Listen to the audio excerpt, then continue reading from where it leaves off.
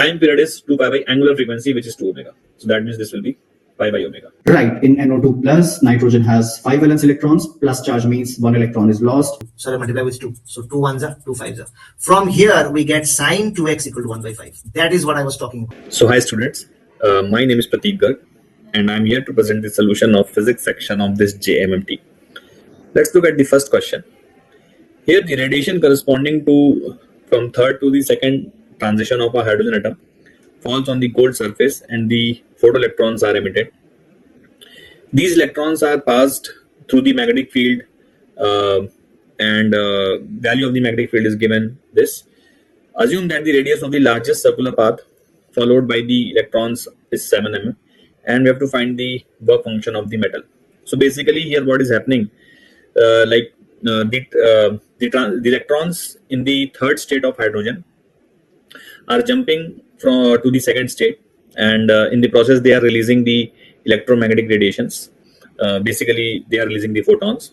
So we know that the third energy of the or the energy of the third state of the hydrogen atom is minus 13.6 upon 9. Okay, so basically in the electron volts, if you calculate, so we can say that let me just keep it in the electron volt as of now, and second state energy for the hydrogen will be minus 13.6 upon 4. So what will be the energy of the photons which will be emitted? So we can get that by doing E3 minus E2. So if you do E3 minus E2, you can see minus 13.6 will be common, and here you will get 1 by 4 minus 1 by 9, which will become 5 by 36 into this will become plus into 13.6. Okay, so this will be the value of E3 minus E2, right? So we can say that the value of the emitted photons will be 5 by 36 into 13.6 electron volt. Okay, now what is happening? These photons strike the gold foil, and the electrons which are emitted, they are passed through the magnetic field, and the largest circle, radius of the largest circle is 7 mm. Now basically when these photons will be striking the gold plate, so there will be electrons which will be emitted from the various kinetic energy, but the largest radius will be for those electrons which will have the highest kinetic energy. So we can say that for the highest kinetic energy, the value of the radius is 7 mm.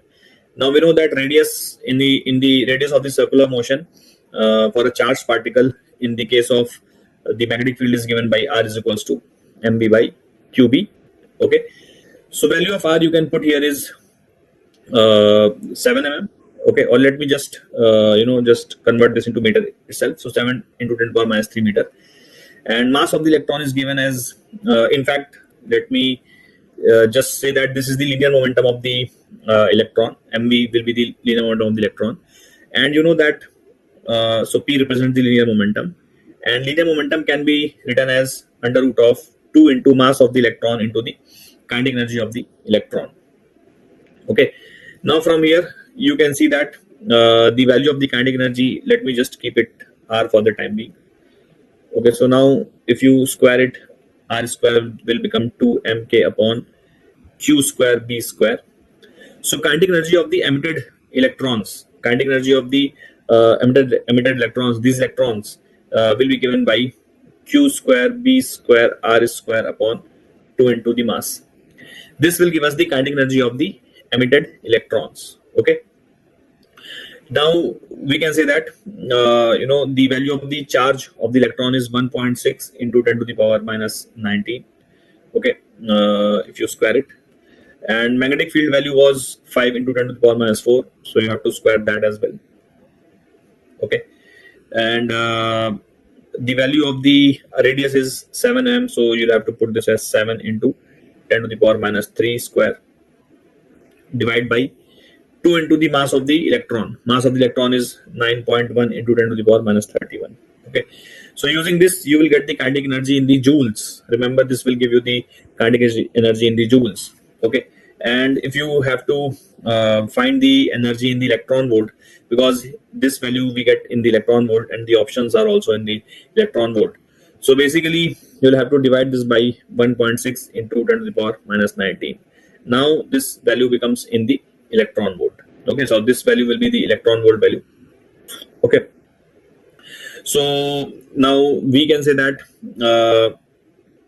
that 1 joule is 1.6 into 10 to the power minus 19 electron volt. That is why we can say for going from joule to electron volt, we'll have to divide by 1.6 into 10 to the power minus 19.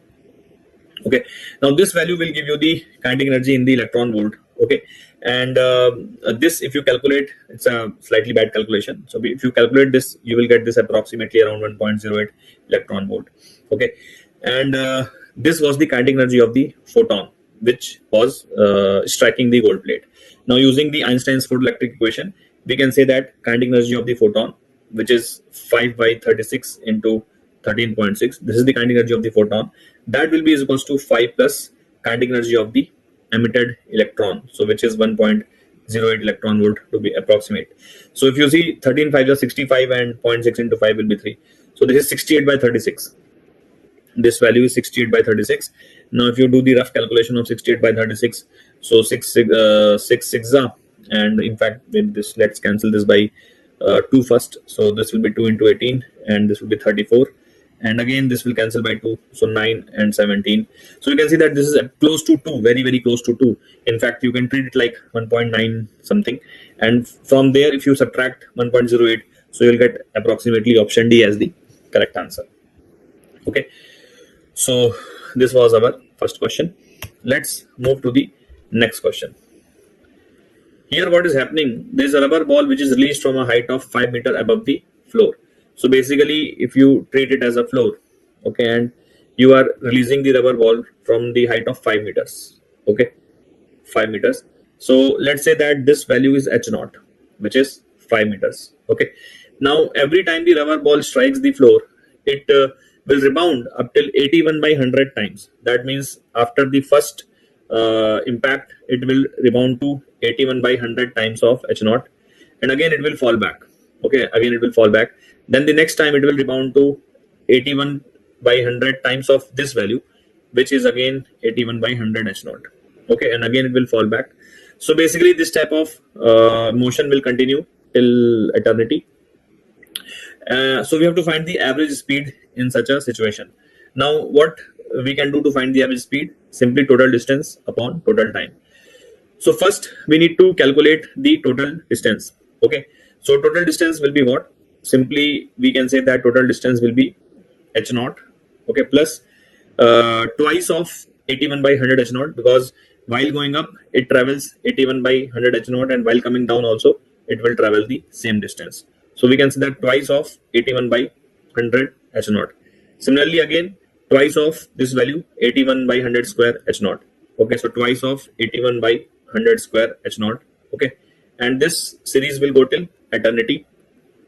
Okay, so from here if you look from this term, if you look from this term, if you look, then what we can do, we can take 2 into 81 h0 by 100 common. Okay, so if we take that common, here 1 will be left, here 81 by 100 will be left.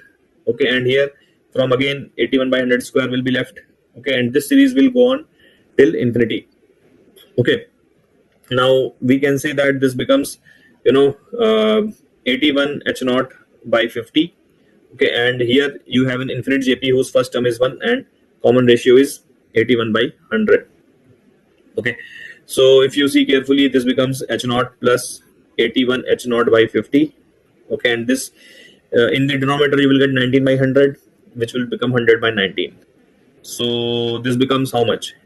81 into 2 is 162. 162 plus 19 will be 181 h0 by 19. This is the value of distance. Okay, this is the value of the distance. Now we also need to calculate the time. Okay, we also must calculate the time. So how can we calculate the time? See, let's call this falling time to be t0. Okay, let's call this falling time to be t0. Now you must notice that since height, this h0 is nothing but half gt0 square. Okay, half gt0 square we can write using the kinematics. So h0 will be equals to half gt0 square. Okay, that means what do you observe? That H naught is proportional to T naught square. H naught is proportional to T naught square. So we can say that time T naught will be proportional to under root of H naught. Okay, time will be proportional to root of H naught, which will be the falling time. So what is T naught here? T naught is the falling time starting from here up till here. Okay. Now in the second case, if you observe, so the height through which it has fallen is 81 by 100 H naught because it rises up till 81 by 100 H naught. So it will fall back by the same distance, and hence we can say that if you look at the falling time, it is 81 by 100 H naught. So this time will be proportional to. So if I say the falling time is T1, if I say the falling time is T1, so very obviously we can say that T1 will be proportional to what? 81 by under root of 81 by 100 H naught. That means it will be proportional to under root of 81 by 100 H naught. Correct. So again, proportionality constant will remain the same because we can say that it is G by 2 is not changing. So very simply we can say that T1 is nothing but half into G into 81 by 100 H naught square. Okay. H naught, I'm so sorry, T1 square will be, slight mistake I have done. So this 81 by 100 H naught can be written as half G T1 square. So which means T1 becomes how much? 2 into 81 H naught by G into 100. Okay. And this whole under root, which means this will be how much? Under root 2 H naught by G you can take common, and 81 by 100 will become 9 by 10. Okay, 9 by 10. Okay, so this is the value of T1. Now, if you notice T naught, what is the value of T naught? So T naught is under root 2 H naught by G. T naught is under root of 2 H naught by G. Okay, which means that this time becomes 9 by 10 into T naught. So T1 can be written as 9 by 10 into T naught. Okay, and what was T1? T1 was the falling time in the second round. That means from here to here it goes up and then it falls back. So T1 is the falling time. So total time of this journey will be 2T1 because it will take T1 time to go up and T1 time to go down as well. Okay. Similarly, we can say that again for the third journey, the time will again decrease by a factor of 9 by 10. So if you call the falling time as T2, so T2 can be again written as 9 by 10 of this previous time, which is 9 by 10 into T naught. Okay. So now what will be the total time? Total time of motion will be this T naught, which is the first falling time, plus T naught plus 2T1 because going up will also be T1 and coming down will also be T1. So that will be 2T1. Okay. And again similarly 2T2. Okay, 2T2 like that. Okay. Now T1 is what? T1 is 9 by 10 T naught. Okay. And T2 is what? That is 9 by 10 square T naught.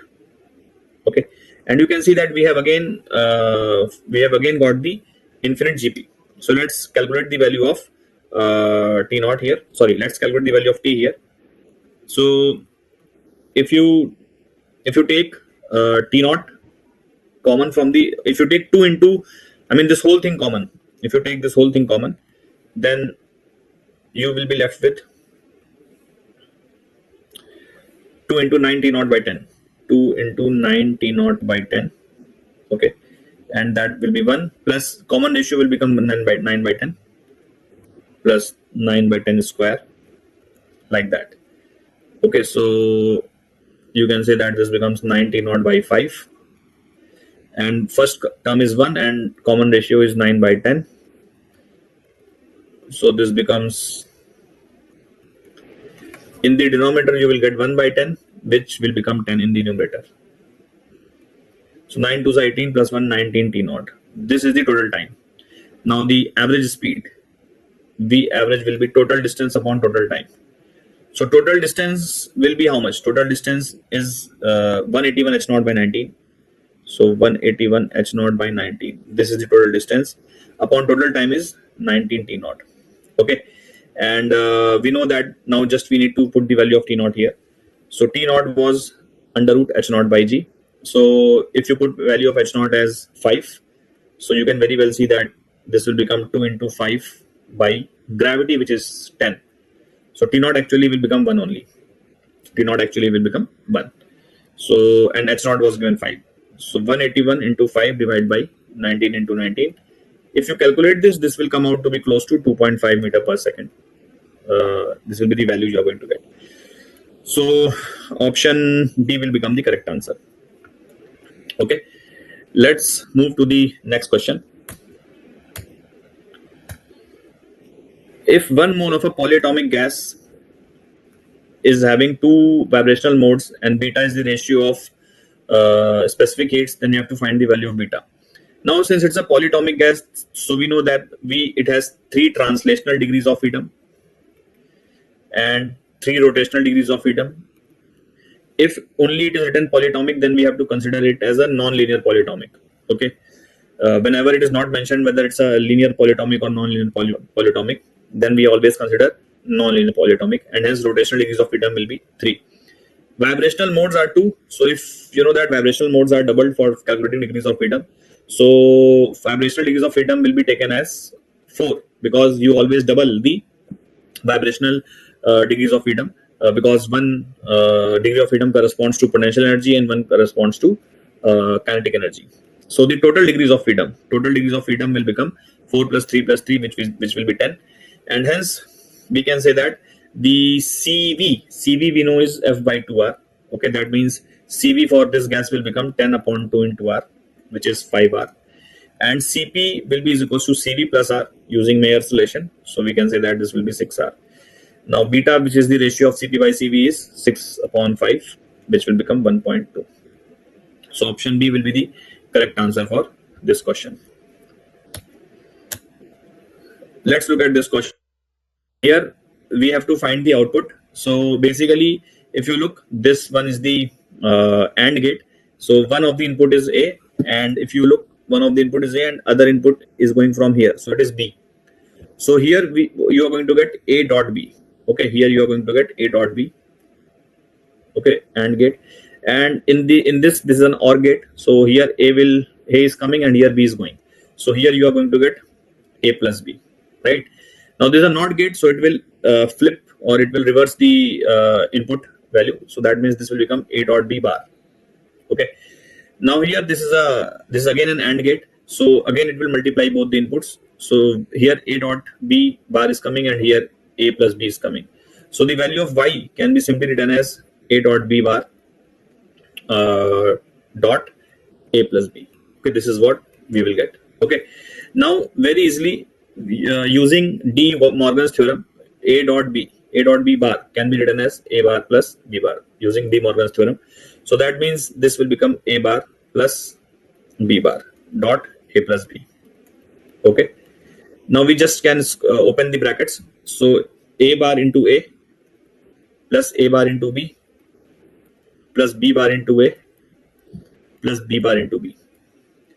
Now using the property of Boolean algebra, we can say that A bar will always be 0.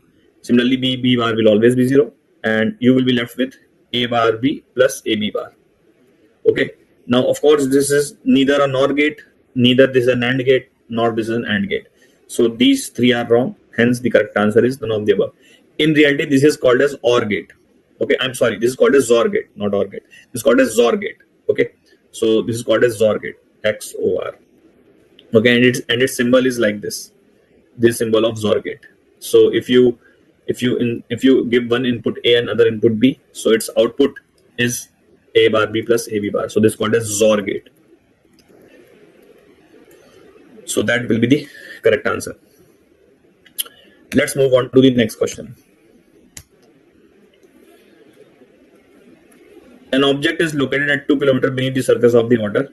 If the fractional compression is this, then the ratio of the hydraulic stress to the corresponding hydraulic strain. So basically, we have to find the ratio of the hydraulic stress to hydraulic strain, which is nothing but the bulk modulus.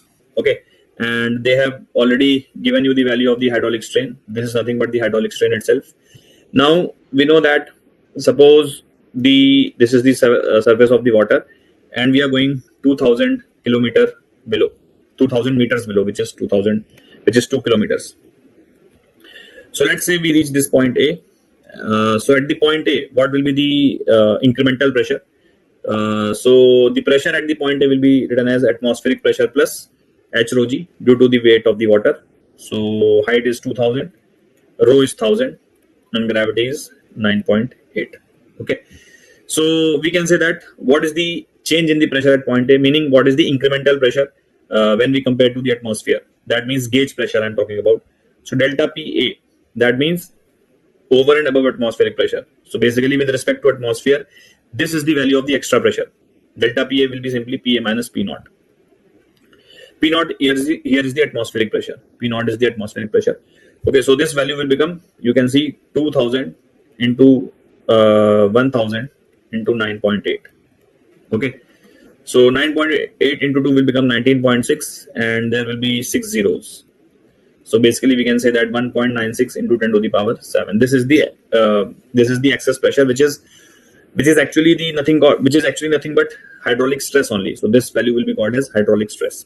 Okay, and we have to calculate the ratio of the stress to strain, which is nothing but bulk modulus.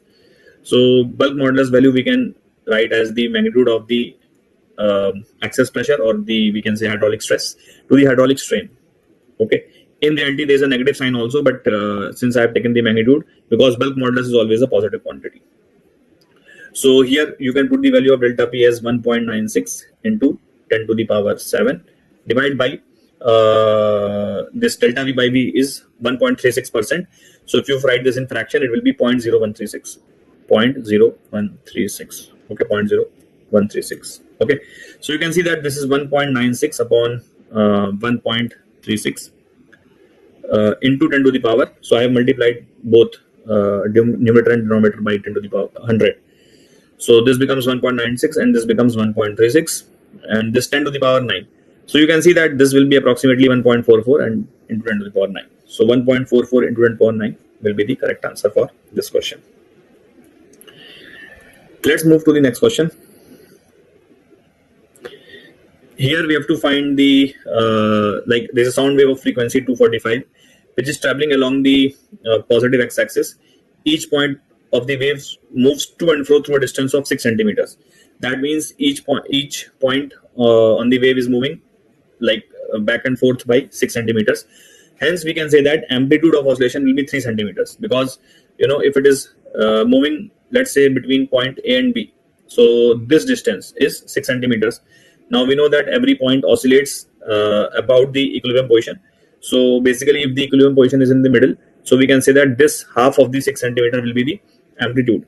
So remember that 6 centimeter is not amplitude, rather 3 centimeter will be the amplitude, because the amplitude is counted from the equilibrium position, which will lie in the middle of the path. Okay, so we can say that 3 centimeter will be the amplitude. Okay, so option B and C is definitely wrong, because they are showing amplitude to be 6 centimeters, whereas correct amplitude will be 3 centimeters. Okay, now another thing can be, since you can see that frequency is given as 245.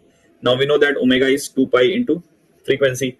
So 2 into 3.14 into 245. Okay, so you can see that omega will be somewhere how much? 245 into 2 is how much? 490. Okay, and this into 3.14. So it should be close to 1500. Okay, it should be close to 1500. So out of A and D, you can see that this is 200 and this is 1500. So option D must be wrong, correct. Option A must be wrong. Okay, the value, this is K, this value, in fact this value is K, 5.1, this value is K, and this can be used to find the wavelength also. So basically K is nothing but 5.1 here. Okay, and using the value of K you can find the wavelength, because you know that K is 2 pi by lambda. Okay, so I hope you have understood. Option D should be the correct answer for this question. Let's move on to the next question. So here we have to match the columns. Phase difference between the current and the voltage in a purely resistive circuit. You know that in a purely resistive circuit, current and voltage both are in phase. So phase difference between current and voltage is 0. That means A should match with 2. Okay. Phase difference between current and voltage in a pure inductive circuit. So in a purely inductive circuit, the phase difference between the current and the voltage is pi by 2, and voltage leads, this type of phasor is drawn. Voltage leads by current. Okay, voltage leads from current by a phase of pi by 2. So option A is saying pi by 2, but current leads voltage. This is not correct. Option 3 is saying pi by 2, but current lags voltage. This is correct because voltage leads in an inductive circuit. That means option B must match with third. Phase difference between current and voltage in a purely capacitive circuit. Here we can say that current leads voltage in a capacitive circuit by a phase of pi by 2. So C will go with first. And phase difference between current and voltage in an LCR general circuit is given by tan inverse of XC minus XL by R, which is what option 4 is saying. So D should match with 4. Okay. Hence, which of the options? So in this, A is matching with 1, which is wrong. A must match with 2. So in all of them, it matches with 2. D must match with 4. So in only option D matches with 4. C is first, B is third, which is what we have also written. So we can say that option D is correct.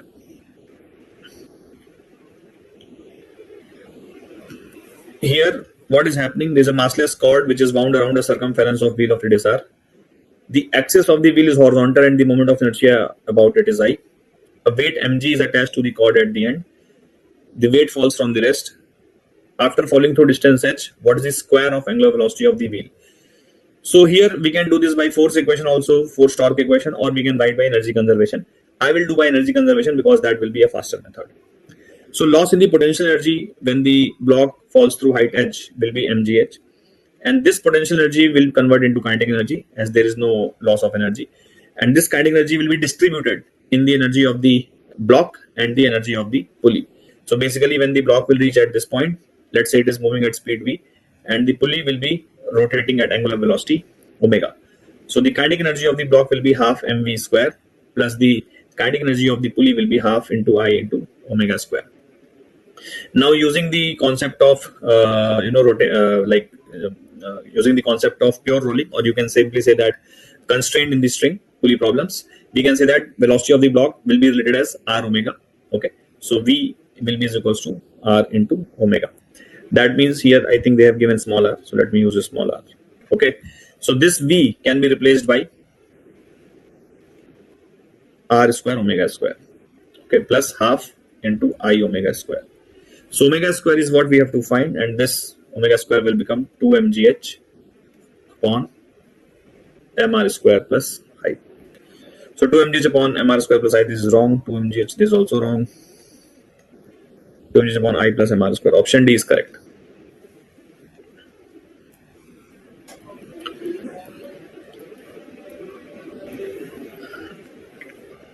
In this circuit, we have to find the peak current and the resonant frequency. Again, a very fairly easy question. So peak current means the value of the highest value of the current, which is I naught. So we know that I naught is nothing but V naught by Z. Okay, and Z is the impedance of the circuit. So what first we need to, V naught is 30 here. V naught is 30. But we need to find the value of the Z. How we can find the value of the Z? So for that, just a second. Yeah. So for that, we can say that XL is nothing but omega L. Okay, and omega is what? Omega is 100 here, and L is 100 millihenry. So 100 into 100 millihenry means 0.1. So this will become 10. So XL value becomes 10. XC is 1 upon omega C. Okay, so omega is how much? Omega is again 100, and C is 100 microfarad. So 100 into 10 to the power minus 6, which means this will become 10 to the power minus 2, which will become 10 to the power 2. So XC comes out to be 100. Okay. Now we know that Z is nothing but under root of XC minus XL whole square plus R square, which means this will be 90 square plus resistance of the circuit is 120 square whole under root. Clearly this will come out to be 150. Okay. So now we have the value of the Z, we have the value of V naught. So value of I naught can be straight away said to be V naught by Z. Okay, that means this will become 30 upon 150, which is 0.2. Okay, 0.2. Hence we can say that also we have to also find the resonant frequency. So very easy, resonant frequency we know is Fr is equals to 1 by 2 pi under root of L into C. Okay, so now under root of L is how much? 100 millihenry. So in the Henry it will become 0.1. Okay, and capacitance was 100 microfarad. So you will have to write 100 into 10 to the power minus 6. Okay, so this will be 1 upon 2 pi, and so this will become 10 to the power minus 5, 10 to the power minus 5, which you can write as 10 into 10 to the power minus 6. Okay, so 10 to the power minus 6 will become 1000 in the numerator. Okay, and root 10 you can approximately call as pi, because pi approximate value is root 10 only. Okay, so root 10 is pi, and this will become 2 pi square. So 1000 upon 2 is 500, 500 upon pi square. So pi square you can take approximately 10, and so it will be approximately, it will be 50 only. Okay, I'm so sorry. So option B should be the correct answer for this question. 0.2 ampere is the peak current, and 50 hertz is the resonant frequency.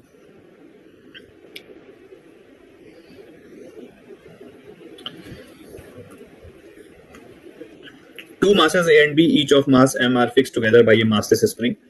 A force acts on the mass B as shown in the figure. So here you can see that a force F acts towards the left. If the mass A starts moving towards the right with the magnitude of acceleration as A, then find the magnitude of acceleration of B at the same instant. Now notice that they are saying that mass A is moving towards the right with acceleration A. That can only happen if the spring would have been in the compressed state. Otherwise, mass A will not start moving immediately. So we can say that mass A, if it starts moving towards the right, then that means the spring was in the compressed state. Okay, and let's assume that the spring has a compression of x. That means the force on the mass A will be towards the right, and that will be the kx value. So this will be the spring force, and which is why the mass A is having an acceleration of A. Hence, using the force equation on A, we can write kx should have been equals to m into A. Now notice for B what will happen. The same spring force will happen towards will act towards the left direction, because the spring is in compressed state, and apart from this kx, the B is also experiencing a force F. So we can say that total force on the B will be nothing but F plus kx. This is the total force acting on the B, and that has to be divided by the mass. Sorry, B, that is for the acceleration. So this is the total force acting on the B. So acceleration of the B can be written as F total upon mass. This is the acceleration of the B. So we can say that F plus kx upon m. Now we already know that the value of the kx is ma. So we can say that this will become F plus ma by m. So F plus ma by m, which is option C. Okay.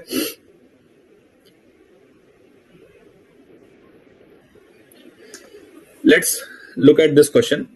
The incident ray, reflected ray, and outward drawn normal are denoted by the unit vectors A, B, and C respectively.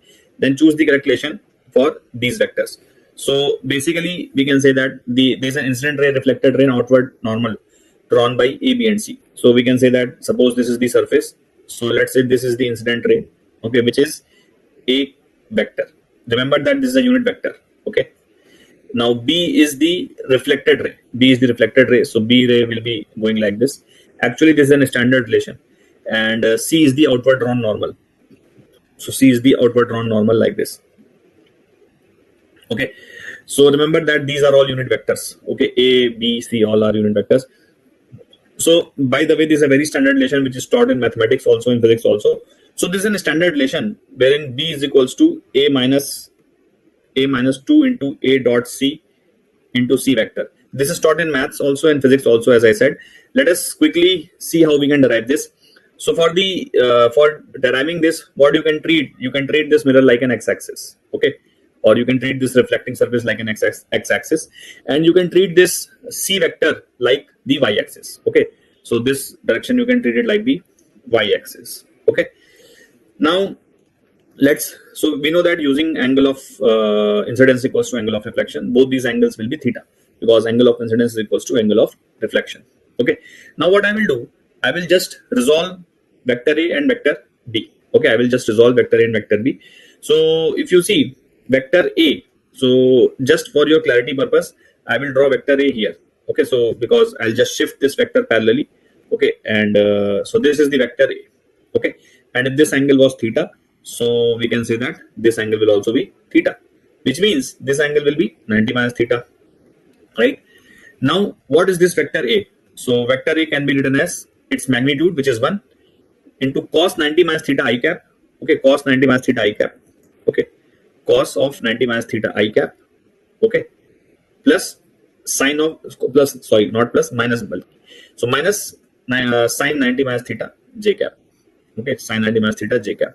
Okay, remember that this j cap is nothing but c cap only, or the c vector only. So later on we will replace j cap by c vector, because c vector is here pointing in the y-axis direction, and c vector is also a unit vector only. So actually in the given diagram, j cap is nothing but c vector. So later we will replace this j cap by the c vector.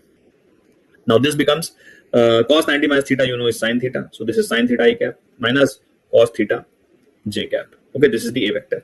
What is the value of b vector? So value of the b vector will be, if you see, so 1, again the magnitude of b is 1. So 1 cos theta j cap, which is y-axis.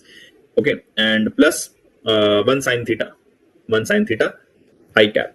Okay, this is the value of the, we can say, b vector. Okay, now what I will do, if you see, the value of sin theta I cap, can be written from this relation.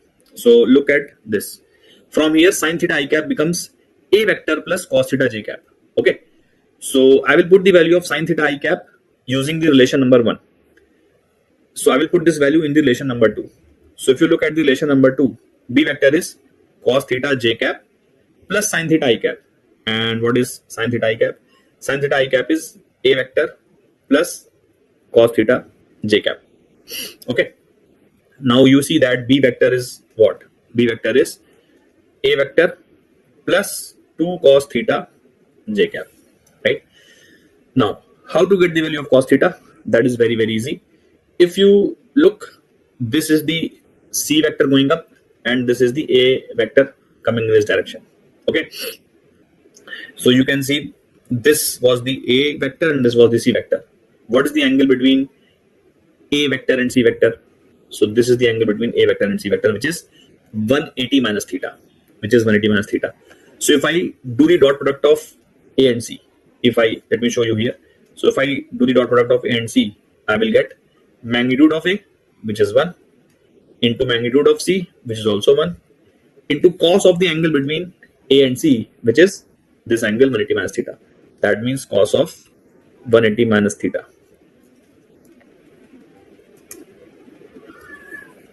So 1 into 1 into cos of 180 minus theta. Let me write this as pi minus theta. And you know that cos pi minus theta is minus cos theta. Okay, so that is the value of a dot c. So actually cos theta will become minus a dot c. So now what I will do, I will put the value of cos theta as minus a dot c. So this will become minus a dot c into j cap. And remember that j cap was nothing but c vector. Okay, so that's how we get this relation. B vector is equals to a vector minus twice of a dot c into c vector. So option B will be the correct answer for this question. Okay, so I hope you have understood till here. Let's move to the next one. A thread is placed in the form of a loop on a horizontal film of soap solution. The film is pierced inside the loop and the thread becomes circular in shape. If the surface tension of the solution be T, then what will be the tension in the thread? Now, again, this is a very, very famous question. So assume the screen plane to be the horizontal, and suppose that the loop is placed on the soap film. So your screen represents your soap film. Okay. Now, if you pierce the film inside, then it's a very famous experiment. Okay, that the loop becomes circular in shape. Okay. Now we have to find the tension in this loop, which is of radius r. Okay, now if you see, the film is not present inside the loop because it has been pierced, but film is very much present outside the loop still. Okay, so basically if we consider the DL segment of this, okay, if we consider this DL segment, okay, let me show you this DL segment. Okay, so on this DL segment, what will be the forces that will act? So one tension that will be going from within the loop, okay, and one tension that will go from within the loop. Okay, remember that this T, which is given in the question, is surface tension. So let me write the tension in the loop as F, because otherwise the symbol will become the same. So let me just choose this symbol to be the F. Here F represents the tension which is generated inside the loop, and T is the surface tension of the solution. So I have changed the symbol of the tension in the thread to be F. Okay, now so on this DL segment, the soap solution or the soap film will be pulling it in the outward direction by how much force?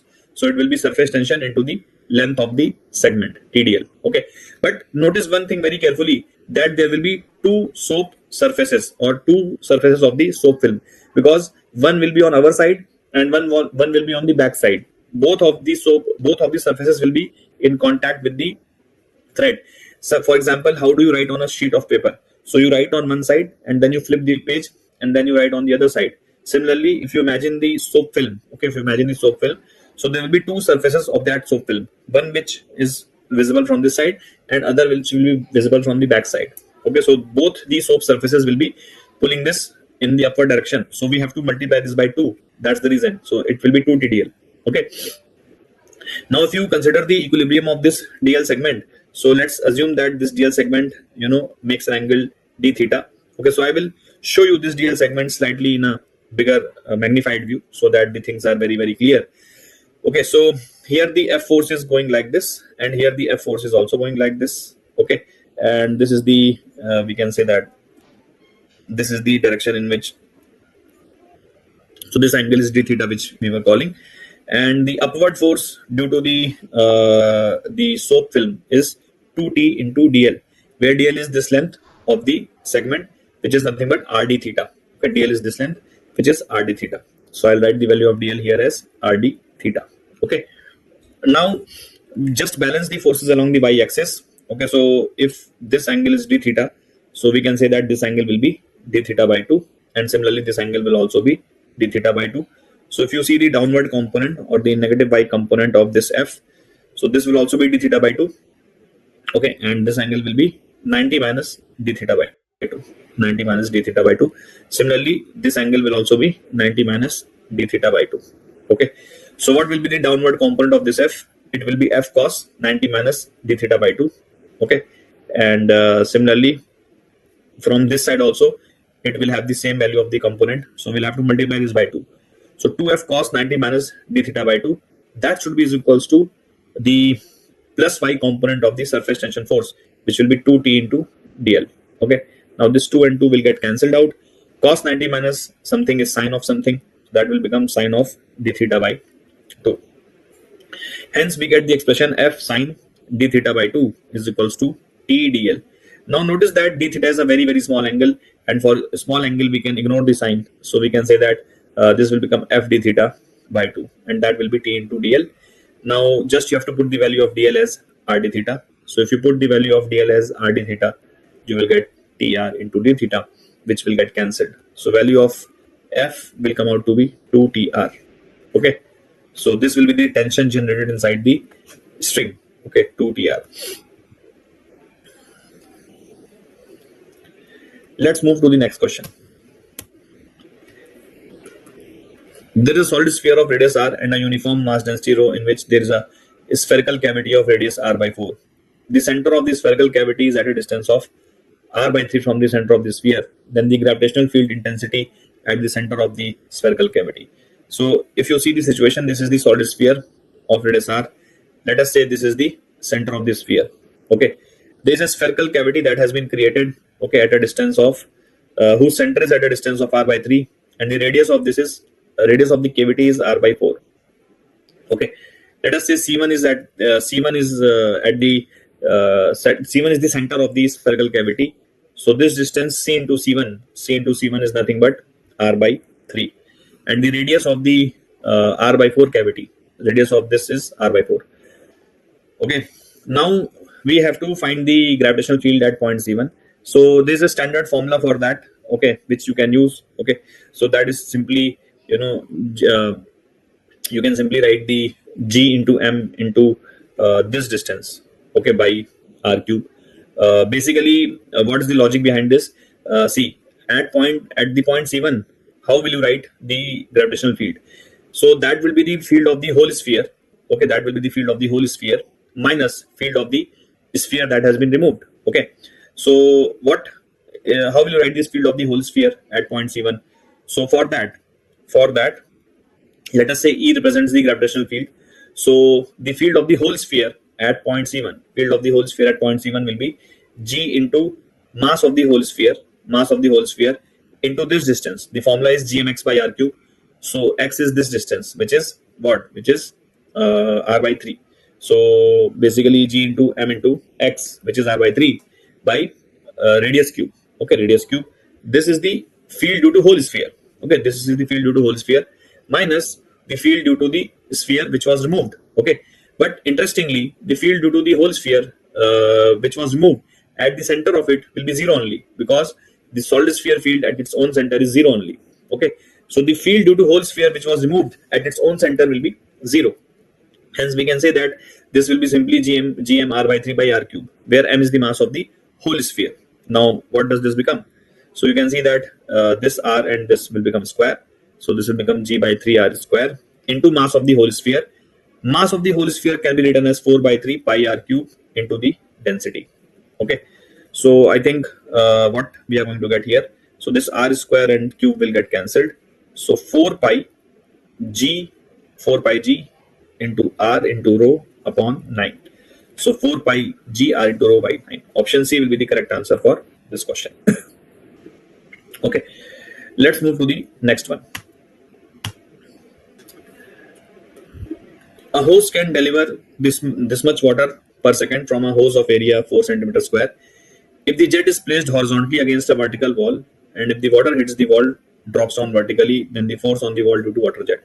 Again, a very standard question. Suppose this is a pipe from which the water is continuously coming out.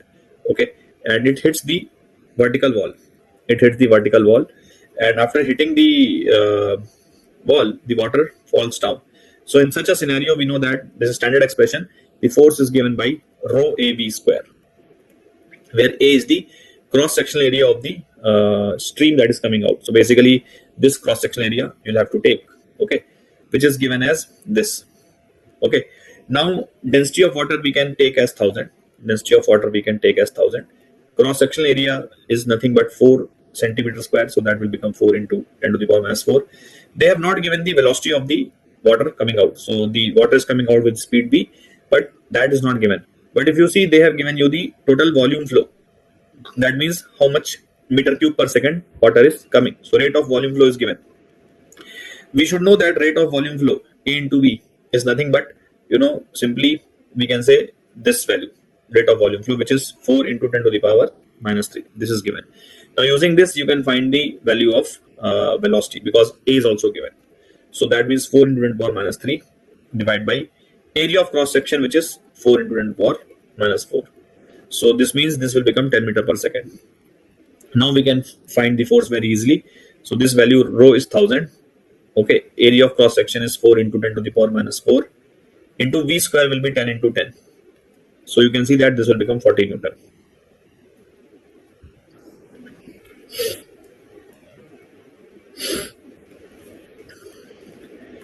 If two bulbs of 25 watt, 100 watt rated at 200 volts are connected in series across a 400 volt supply, then.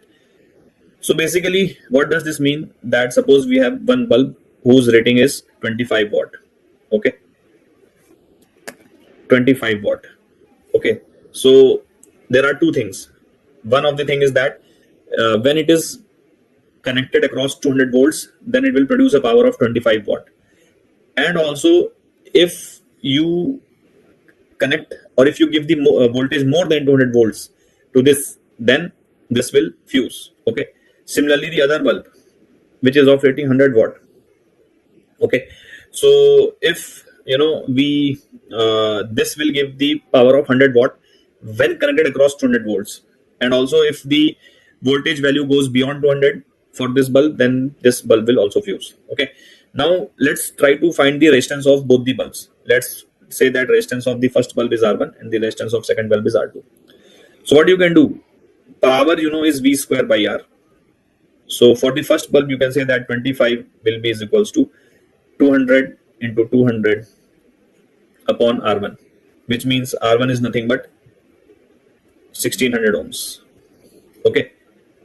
And similarly for the second one, we can say that power, which is 100, will be is equals to 200 into 200 by R2.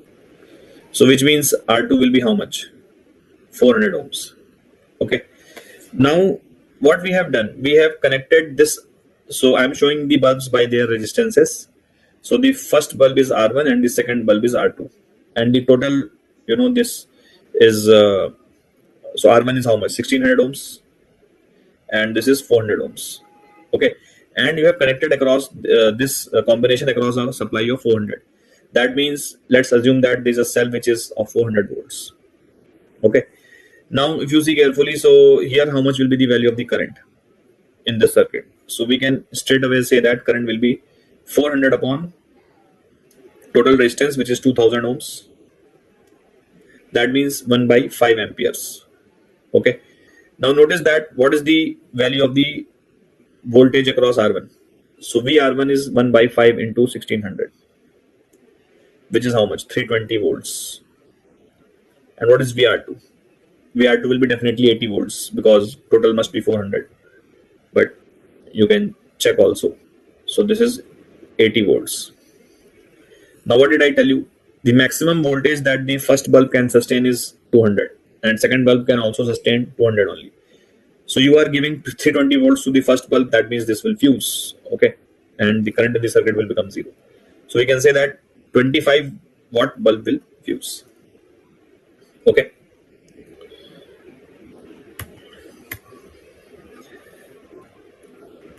The function of time representing as SHM with a period of pi by omega is, okay. Now see one thing very easily here, or let me just do this. So basically first function if you see is sine cube omega t, okay. So one thing you should know that sine 3 theta, what is sine 3 theta? That is 3 sine theta minus 4 sine cube theta, okay. Using this identity we can say that sine cube theta can be written as 3 sine theta minus sine 3 theta divided by 4. Now just replace theta by omega t. So if you replace theta by omega t, so you can see that sine cube omega t is nothing but 3 sine omega t by 4 minus 1 by 4 sine of 3 omega t. Which means that the first option or the first function that was given to us is a combination of two SHMs, but they are of different angular frequency. So one is of angular frequency omega and other is of angular frequency 3 omega. Okay, so that means the net motion will not remain simple harmonic in nature. So that is wrong option. This is a very, very standard expression. So I think all of you might be knowing this. Okay, this, if you see option, this was option A. If you look at option B, so by in maths also you will be taught this. You might have been taught this. So this is nothing but sine omega t and plus cos omega t. Okay, so if you divide this by root 2 and multiply this by root 2, so root 2 you can keep outside and this will become 1 by root 2 sine omega t plus 1 by root 2 cos omega t. Okay, and you can say that 1 by root 2 you can write cos pi by 4 sine omega t, and this will be sine pi by 4 cos omega t, which is nothing but sine of omega t plus pi by 4. Okay, so this is root 2 sine of omega t plus pi by 4. Okay, now notice that this is definitely an SHM, but what is the time period of this SHM? So time period is 2 pi by omega, but we wanted the time period to be pi by omega. So option B is SHM, but this is not required time period. Let's look at option C. So if you look at option C, it is straight away you can see that this is SHM. Those who are finding this difficulty to look at this as SHM, so you can very well see like this. See, for the cos, you can take minus angle, or because cos of minus angle is angle only. So cos minus theta is cos theta, which means I can write this as cos of 2 omega t minus pi by 4. Okay. Now notice that sine 90 plus theta is also cos theta. That means if you want to go from cos to sine, if you want to go from cos to sine, then you have to add 90 to the angle. Okay, then you have to add 90 to the angle. So that means this will become sine of 2 omega t minus pi by 4 and plus 90, which means this becomes 3 sine of 2 omega t plus 45 degree, which is a standard equation of SHM. Here the angular frequency is 2 omega. Here the angular frequency is 2 omega. So time period is 2 pi by angular frequency, which is 2 omega. So that means this will be pi by omega. So option C is SHM with the time period pi by omega. Option D is also wrong because it is a combination of 3 SHMs, but all of them are of different angular frequency. So resulting motion will not be SHM. Let's move to the next question.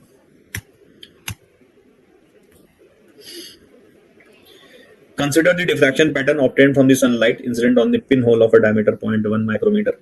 If the diameter of the pinhole is slightly increased, it will affect the diffraction pattern such that size decreases, intensity increases, size increases, intensity increases. See, basically we have to comment upon the effect of the increment in the size of the pinhole on the intensity and the size of the diffraction pattern. Now, if you increase the size of the pinhole, then more sunlight will be able to cross this pinhole, and we can say that intensity will increase because more light is passing. But on the same hand, we can say that the size of the pinhole or the size of the obstacle is inversely related to diffraction pattern size, which is a very standard known fact. So we can say that the size of the diffraction pattern will decrease because you are increasing the size of the obstacle or opening. So size of the diffraction pattern will decrease, although the intensity of the diffraction pattern will increase. So we can say that size will decrease, but the intensity will increase. So size decrease and intensity. Option A should be correct.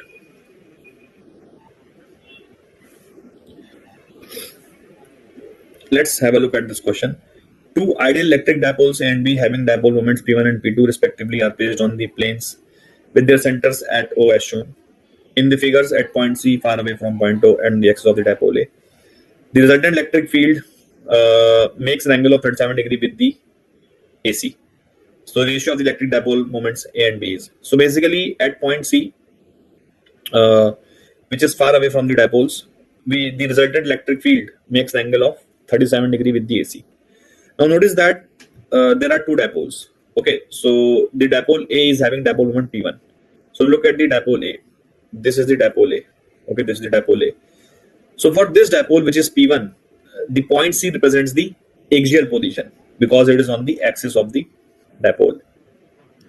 So for the axial position, we know that electric field is 2 kp by r cube. So let's say this distance is r.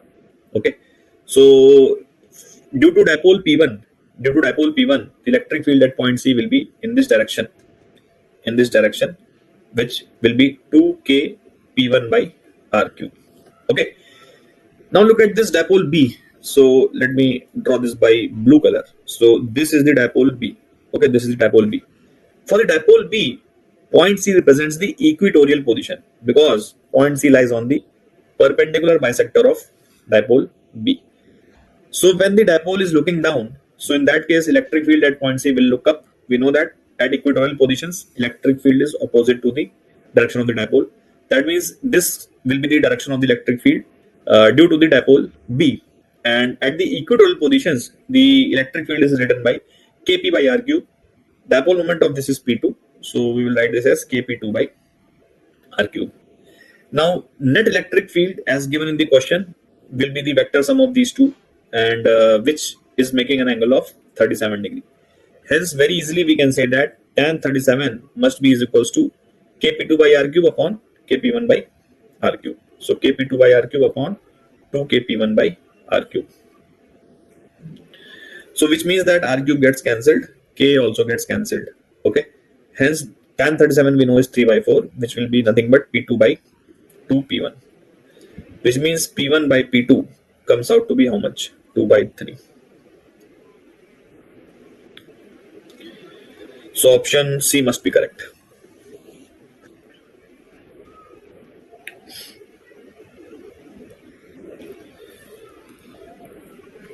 Here a conducting bar length L is free to slide on two parallel conducting rails as shown. Resistors R1 and R2 are connected and there's uniform field B pointing into the page of the paper. an external agent pulls the bar towards the left with constant velocity v, we have to find the direction of the induced current I1 and I2 flowing in these two circuits. Now see, if the velocity of the bar is towards the left and magnetic field is inside, so you should know that from the concept of motional EMF that positive polarity is always in the direction of velocity cross magnetic field. So if you do V cross B, so velocity is pointing towards the left and magnetic field is going inside, so V cross B is going to put in the downward direction. Okay, that means this will be the polarity of the battery, V cross B. Hence, it is very clear that the current will in this circuit will flow in this sense, and in this circuit will flow in this sense.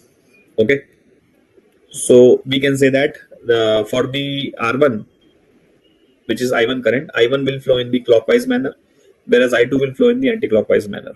So option A must be correct here. Okay.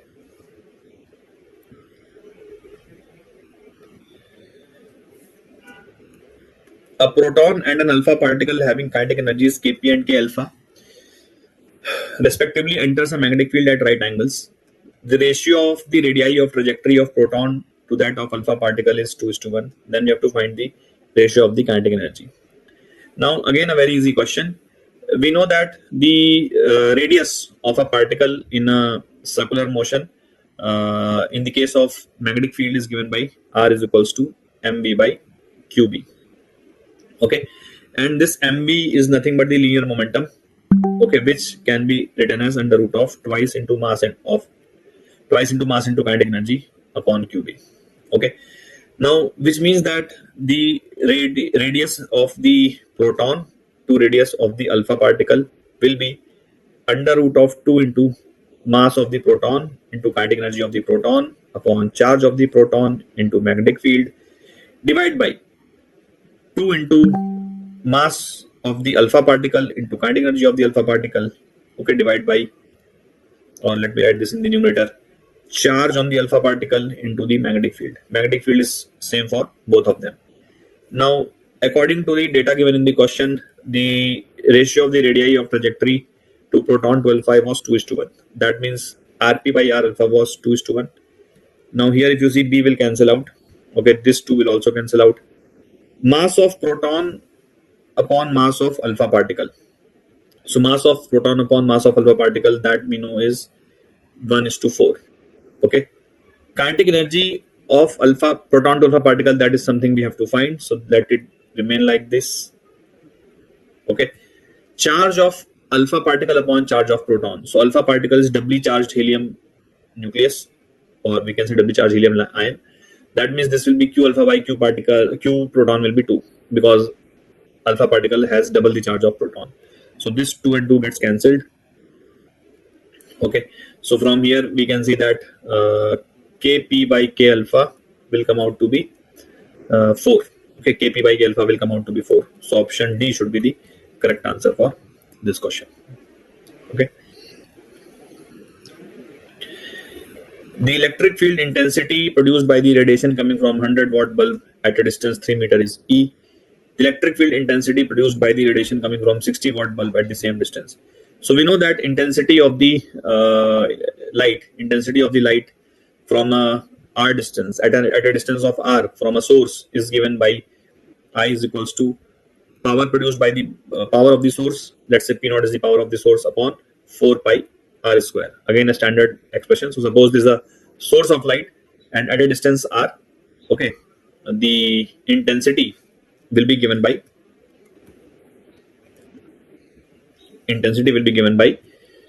I is equals to power upon area of this spherical surface. Okay, now this intensity can also be written using the concept of electromagnetic waves, which is half into epsilon naught into E naught square, where E naught is the electric field amplitude into the speed of light.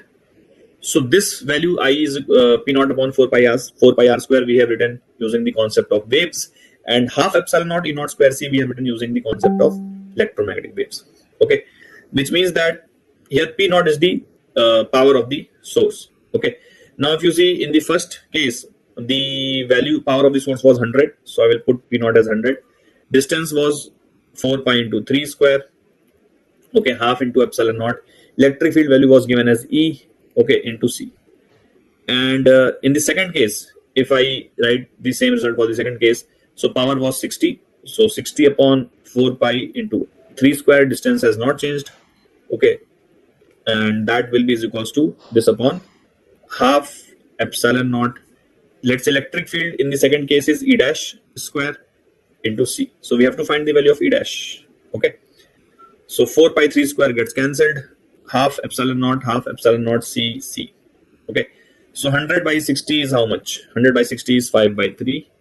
That will be E square by E dash square, which means E dash is nothing but root of 3 by 5 into E. So X becomes 3.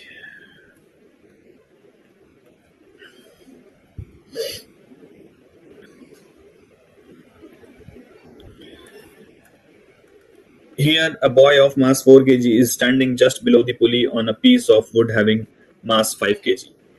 So basically, this wood has mass 5 kg and the boy has mass 4 kg.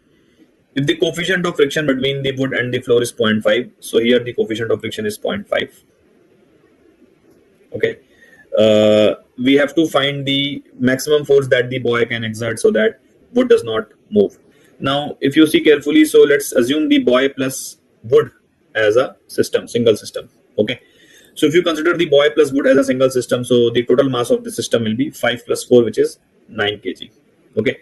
Now let's say boy applies the force T on the string.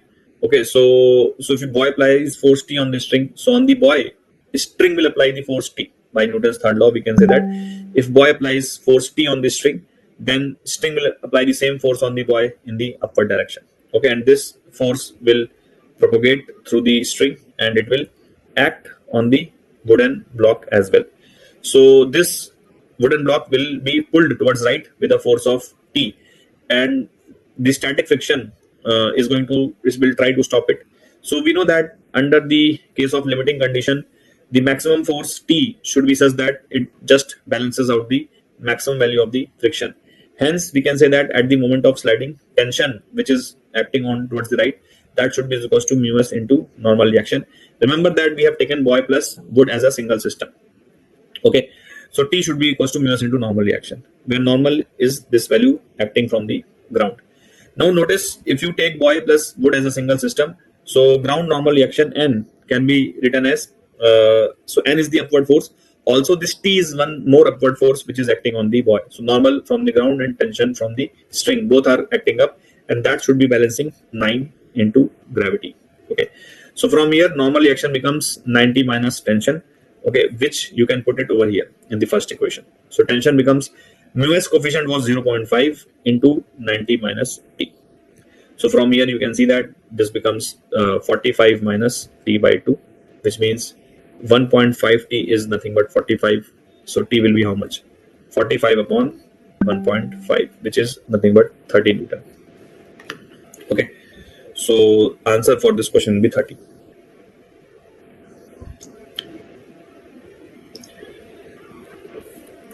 Here, a particle of mass m moves in a circular orbit in a central potential field where potential energy is given by this. If both quantization conditions are applied, then the radius with n. So basically here what is happening, there is a force which is acting on a particle whose potential energy function is given. So force we can find using minus du by dr. Okay, so if you differentiate this u, so you will get 4 u naught r cube, okay, with a minus sign. Minus sign is indicative of the fact that the force is attractive in nature. That means the particle will be in the bound state, moving in a circular motion. So we just have to pay attention to the magnitude of the force, because we already know that force must have been attractive. Only then circular motion is possible. So we can say that the force, which is centripetal force, 4 u naught r cube, 4 u naught r cube, 4 u naught r cube, that should be equals to mv square by r, mv square by r, which means 4 u naught r to the power 4 is mv square. This is the equation, right, using the centripetal force. Okay. Now, using the Bohr's quantization rule, we can say that mvr should be equals to nh by 2 pi. Okay, nh upon 2 pi. Now, if you square the quantization equation, then you will get m square v square r square. That should be n square h square upon 4 pi square. Look at this equation and look at this equation. If I divide equation 2 by equation 1, okay, if I divide equation 2 by equation 1, so v square will fully get cancelled, m will be left and r square will be left here, and on the LHS side, n square h square by 4 pi square will be left, okay, divided by 4 u naught r to the power 4. That means here 4 into u naught into r to the power 4 will be left here. So from here we can see that r to the power 6 is proportional to n square. This r to the power 4 you can bring on the LHS. So r to the power 6 will be proportional to n square. That means we can say that r will be proportional to l to the power n to the power 1 by 3, which means alpha is 3. Okay. So I hope you have understood this. Here what is happening, the seawater at this frequency of 900 has a permittivity of 80 epsilon naught and resistivity of 0.25. Imagine a parallel plate capacitor which is immersed in a seawater and driven by the voltage this. Then the conduction current density becomes 10 to the power x times the displacement current density after this much time. Then we have to find the value of x. So basically what is happening, so see, basically this is a capacitor, this is a capacitor plate, and this has been connected to an alternating voltage. This has been connected to an alternating voltage source, okay, and the conduction current density between the capacitor plates, so here seawater will be present, okay, conduction current density between the capacitor plates should be 10 to the power x times the displacement current density. Now current density, current density is nothing but current per unit area, but using one more equation which is microscopic form of Ohm's law, current density can be written as sigma into electric field. This is using microscopic form of Ohm's law. So J can be written as sigma into electric field. Here sigma is the conductivity of the material. So basically the current will be flowing like this, and this sigma is the conductivity of the material which is seawater. Okay. Now we have been given resistivity, so I will write sigma as 1 upon rho. So this will become 1 upon rho. So current density J, okay, this is the conduction current density. Okay, conduction current density can be written as E by rho. Okay, this law is called as microscopic form of Ohm's law. So that V equals to IR law that you study, that is macroscopic form, and this is microscopic form. Here E is the electric field. Okay, now so basically here E represents the electric field over here. Okay. Now the next point is the what we have to find. We have to say that at what moment so it is given that at 1 by 800 seconds the conduction current density becomes 10 to the power x times the displacement current density. Okay. Now see, this is the conduction current density. Now electric field in this region can be written as what? Potential difference across this region divided by, let's say D is the separation between the plates. So E can be written as V by D into rho. Okay, so this will become the conduction current density. Okay, now let's write the displacement current density. So displacement current density is nothing but displacement current per unit area. Okay, and what is the displacement current? Displacement current is nothing but epsilon into d by dt of electric flux. Okay, electric flux. Electric flux is nothing but electric field into area. Okay, so this is what? How will you write the displacement current density? So 1 by area. Value of epsilon in this region is 80 epsilon naught. Okay, value of epsilon in this region is 80 epsilon naught. So this is the displacement current between the capacitor plates. So this becomes the 80 epsilon naught. Okay, and d by dt of electric field into area. So area is constant. So this will become d by dt of electric field. Okay, d by dt of electric field. Okay, so let's just do a bit of calculation here. Area gets cancelled. 80 epsilon naught will remain as it is. D by dt of electric field.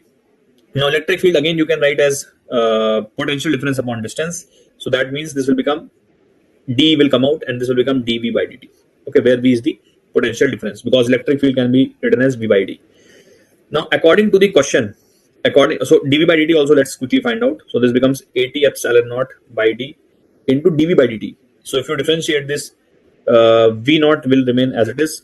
2 pi f will come out because of the chain rule, and sine theta will become cos of 2 pi f into t. Okay, so this is the displacement current density. Now, according to the question, the conduction current density, which is V by d rho, that should be equals to 10 to the power x times displacement current density. So AT epsilon naught upon d into V naught into 2 pi f into cos of 2 pi ft. Okay, 2 pi ft. Okay, now just we have to put the values. So look, d gets cancelled.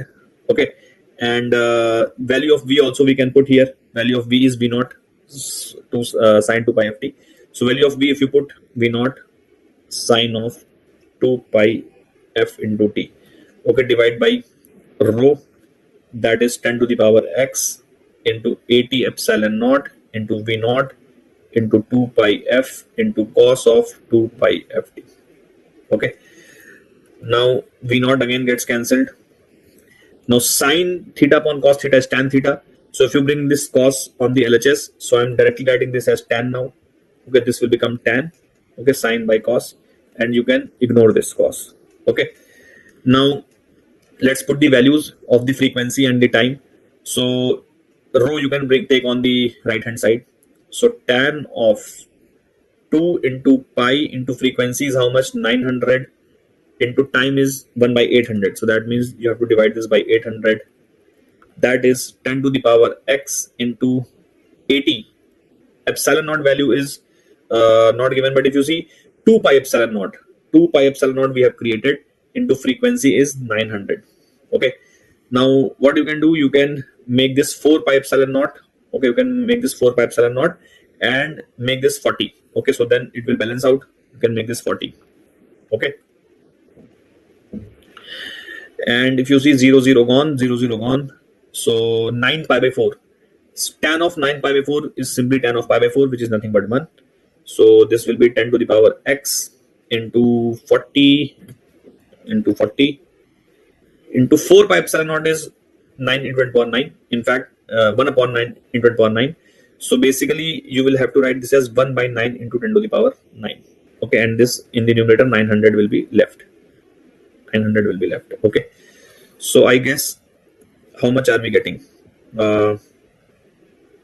This will get cancelled 100, and this will become 10 to the power 7, and 9 will also be get cancelled. So I think there is some mistake of 4 I might have done. So I think there is 1 4. Okay, so yeah, I forgot this row actually. So this row you can take here. Okay, and so row I think I had missed out. Okay, so row will also be present here. So row is 0.25. Okay, so this 0.25 will also remain. Well, let me just do it cleanly. Okay, otherwise, so this tan of 9 pi by 4 will be tan of pi by 4, which is 1. Okay, so 0.25 into 40, 0.25 into 40 will become 10. So this is 10 to the power x into 10, and 1 upon 4. So 4 pi epsilon naught will be 1 upon 9 into 10 to the power 9. That will become 900 upon 9 into 10 to the power 9. So if you see, this becomes 100. Okay, and 100 into 10 becomes 1000. 1000 upon 10 to the power 9 becomes 10 to the power 6, which means 10 to the power x becomes 10 to the power 6, which means x becomes 6. Okay, which means x becomes 6. So I hope you have understood this. Okay, here volume V of the given mass of the monatomic gas changes with temperature T according to this relation. The work done when the temperature increases by the 90 Kelvin will be. So see, for a polytropic process, we know the formula of the work done is nothing but P1 V1 minus P2 V2 upon x minus 1, where x is the polytropic coefficient. So let's just convert this given equation into the polytropic format. So K is some constant. So what I will do, I will write the value of the temperature as PV by NR using the ideal gas equation. Okay, and this becomes P to the power 2 by 3 into V to the power 2 by 3 upon N to the power 2 by 3 R to the power 2 by 3. Now pressure volume terms you can bring on the LHS. So this will become P to the power minus 2 by 3 into V to the power minus 2 by 3 plus 1, which will become V to the power 1 by 3. and this whole thing is constant only because k by k and n are all constant. Okay, now you can cube this equation. Okay, so if you cube this equation, then it becomes p to the power minus 2 into v to the power 1, and constant cube will again be constant.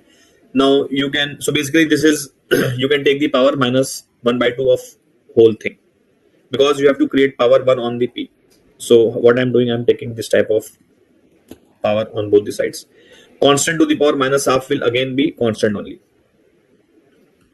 So now this becomes p and this becomes v to the power minus half.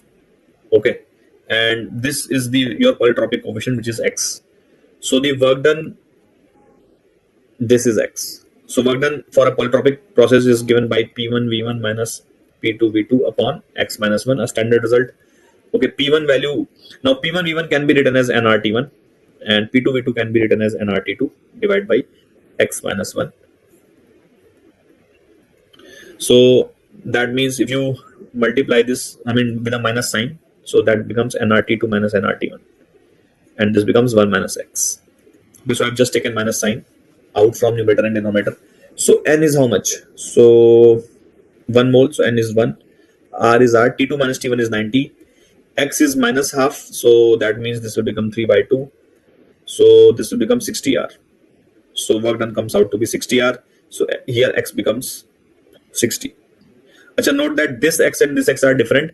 Here this x is something which they had asked in the question, and I have used this x for the polytropic coefficient. So this x and this x are very different. Okay, so imagine that they had asked some alpha, so here we have found the value of alpha. Okay, not, so x is the polytropic coefficient here. So I hope you have understood this. That's it from my side, students. Thank you so much. Hey everyone, welcome to the solution of chemistry section of this paper. Let's get started with the first question.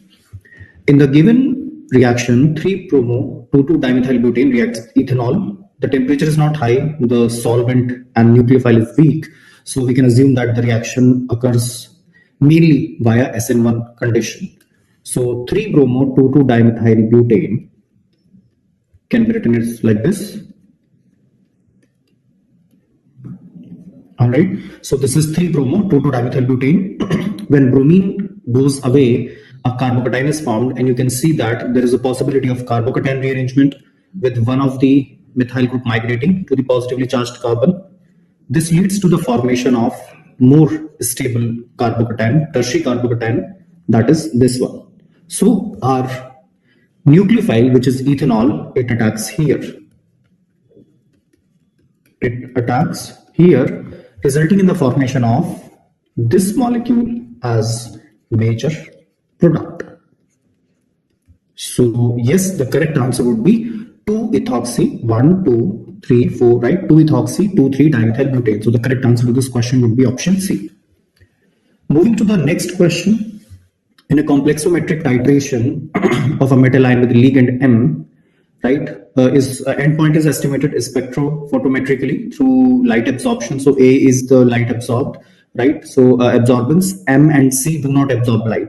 So it is given that metal as well as the complex do not absorb light. Only the ligand absorbs light. Okay. So now, as you can see from the graph, that we are taking metals in the solution and we are adding the solution of ligand from outside. Okay, so the moment you start adding the solution of ligand, the concentration of ligand is maximum, but as you keep adding ligand into the metal solution, the ligand molecules or ions, they combine with the metal ion to form complex which does not absorb light. So there is no change in the absorbance, but when all the metal ion is consumed by the ligand, then the formation of metal complex stops, and then addition of further ligand increases the absorbance of the solution. So the correct answer should be option B.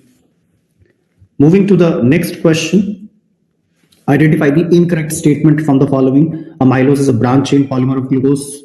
Well, that is wrong. Amylose is a straight chain polymer, and it is a component of starch. Starch contains amylose and amylopectin. So statement 1 itself is incorrect. So that is a correct answer. Starch is a polymer of alpha glucose. Yes, containing two types of units, amylose and amylopectin. Cellulose contain beta glycosidic, yes, and glycogen is called animal starch because that is how glucose is stored in our body. So option A is the correct answer. Question number 29. An unknown hydrocarbon has 3.55% of chlorine if each molecule of the hydrocarbon has one chlorine atom only, right? So chlorine atoms present in 1 gram of hydrocarbon. So we can see from here that 100 gram of compound contains 3.55 gram of chlorine. That is the meaning of 3.55% of chlorine. But they have asked the number of chlorine atoms present in 1 gram of chlorohydrocarbon. So 1 gram compound contains how much chlorine? 3.55 divided by 100.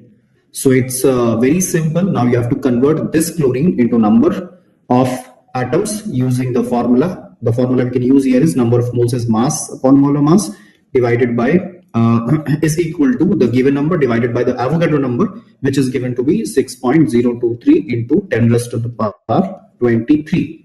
So the number of chlorine atoms we can find out is Avogadro constant 6.023 into 10 raised to the power 23 multiplied by W by M. The mass we have determined, it is 3.55 divided by 100, and the atomic mass of chlorine is 35.5. So we can simply do this calculation. The answer will come out to be 6.023 multiplied by 10 raised to the power 23 divided by 1000. So that makes the answer as 10 raised to the power 20. Option A as the correct answer. Moving to the next question. The species given below that does not show disproportionation reaction. So we know what is disproportionation, a reaction in which an atom of an element simultaneously undergoes oxidation and reduction. Now, that for disproportionation to occur, the atom should be in an element, it should be in its intermediate oxidation state. But in BrO4 minus, you can see the oxidation state is +7, which is the maximum oxidation state possible for bromine. Hence, it cannot undergo oxidation. It can only undergo reduction. Thus, disproportionation is not possible. So the correct answer is option A. Moving to the next question, the mass of a non-volatile, non-electrolyte solute with a molar mass of 50 gram per mole needed to be dissolved in 114 gram of octane, which is C8H18, to reduce its vapor pressure by 75%. So we are reducing the vapor pressure by 75%. That means the vapor pressure of octane in the solution is 0.25, or you could say 1/4 times the pure vapor pressure. Okay, so vapor pressure is reduced by 75%. It is remaining 25%. That is 1/4. So we can simply use the Raoult's law for non-volatile solute here, that the vapor pressure of solvent in solution is pure vapor pressure multiplied by the mole fraction of the solvent. So PS is 1/4 P naught. This is P naught, and we know what is the mole fraction of solvent. Mole fraction of solvent is number of moles of solvent, which is given mass 114 divided by the molar mass of octane. So molar mass of octane would be how much? 114 only, right? You can calculate, it will be 114 only. So this would be 1 divided by 1 plus, let's say the mass of the non-volatile solute is always W, right? So this is W divided by number of the molar mass of the non-volatile solute is 50. So P naught cancels P. So this is basically 1/4, 1 divided by 1 plus W by 50. The rest is very simple calculation here. 1 plus W by 50 is equal to 4. And from here, you can calculate that W is equal to 4 minus 1, 3. That is 150 gram of the solute needs to be dissolved. Moving to the next question. An organic compound C6H6O. You can see on the basis of molecular formula and the degree of unsaturation that this compound is most likely to be phenol. Also because it gives dark green coloration with ferric chloride. Okay, so that is phenol. It cannot be this. It cannot be this. Now, if phenol is reacted with chloroform and KOH followed by acidification, this leads to the formation of compound B. This is a famous Redox reaction in which is a classic example of formylation. So B is not possible. So yes, we get our answer A here. Let's double check with the remaining data given in the question. Compound B can also be obtained from compound C on reaction with PCC. Yes. So if we take this compound and reacted with PCC, the primary alcohol is oxidized to aldehyde, leaving phenol unoxidized because PCC is a moderate oxidizing agent. So the correct answer to this question would therefore be option A. Moving to the next question, a very simple question based on the hybridization. You can determine hybridization based on the steric number. Steric number is actually the total number of electron pairs in the valence shell of the central atom of the molecule. So in SF4, for example, sulfur has 6 valence electrons, out of which 4 are distributed with the fluorine atoms, and 2 electrons are left, which makes 1 lone pair. So the steric number is 5. The hybridization that we can associate with 5 steric number is sp3d. So this should match with third. So A should match with third, right? So you get your answer here perhaps. Let's check the remaining ones. B matches with first. IF5, the central atom is iodine. It has 7 valence electrons. 5 are distributed with fluorine. 2 electrons are left, which makes 1 lone pair, the steric number being 6. With 6 steric number, we have hybridization as sp3d2. So yes, this is a correct answer. Let's check the remaining one also. C matches with fifth. Right, in NO2 plus, nitrogen has 5 valence electrons. Plus charge means 1 electron is lost, leaving behind 4 electrons. Oxygen is a divalent atom. Each oxygen takes 2 electrons. So there are 2 electron pairs. The steric number is 2, which indicates the presence of sp hybridization, right? So yes, this is a correct answer, and D matches with fourth, which is super easy. Yes, ammonium cation is sp3 hybridized. Moving to the next question. The following results were obtained during kinetic studies of the reaction. The time in a minute required to consume half of A. So basically they are asking about what is half-life. So in such question, you have to first determine the rate law of the reaction. The reaction is given 2A plus B. So the rate law is going to be K A raised to the power X, because the power of the concentration does not have to be the stoichiometric coefficient, that being true only for elementary reactions. So we will write it X and Y. Now under normal conditions, what we would do is that we would take 2 experiments like 1 and 2, put the values, rate, the concentration of A, concentration of B, divide experiment 1 by experiment 2 values, and then find out order. All right. But in this table, you can, with a little bit of observation, simplify, cut short your calculation. If you observe that in experiment 1 and 2, the concentration of A remains constant and the concentration of B increases, but there is no change in the rate of reaction. That means the change in concentration of B does not have any effect. So the order of reaction with respect to B must be 0. It does not matter, leaving behind this as the rate law.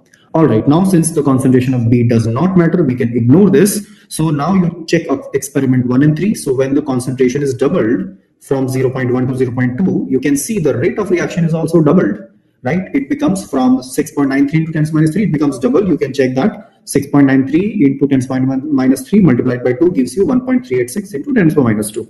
So yes, when we double the concentration of A, the rate of reaction also doubles. So there is a direct relationship. So the order of reaction with respect to A is 1. So this is rate is equal to Ka. Now we have to determine the rate constant also, which is very easy. Just substitute any of the set of values. I'll go with the first one. Rate is 6.93 into 10 raised to the power minus 3. Rate constant multiplied by the concentration in first set of A is 0.1. So rate constant would be 6.93 to 10 minus 3 divided by 0.1. That is multiplied by 10. So rate constant is 6.93 into 10 raised to the power minus 2. Now, one thing that you have to be careful at this point is that the stoichiometric coefficient of A is 2. Okay, so when you write the rate law, K is equal to 1 upon T ln A naught upon A, right? This is what generally we write the integrated rate equation for first order reactions, but this is true only when the stoichiometric coefficient of the reactant is 1. But here it is 2. So I'll make the necessary adjustment by putting a 2 here.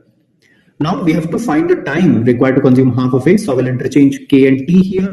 So this is the time that I want to find out. 1 upon 2 rate constant. Yes, we can find that out, is 6.93 into 10 raised to the power minus 2. ln, we want half of A to be consumed. That is half of A to be remaining. So if initial concentration is 1, the final concentration should be half. So this makes it ln2, and we know the value of ln2 is 0.693. So the final calculation boils down to be a very simple number, right? ln2 is 0.693. This is 0.693 divided by 2 multiplied by 0.0693. All right. So yes, this is cancelled by 10, and then you get the correct answer is 5.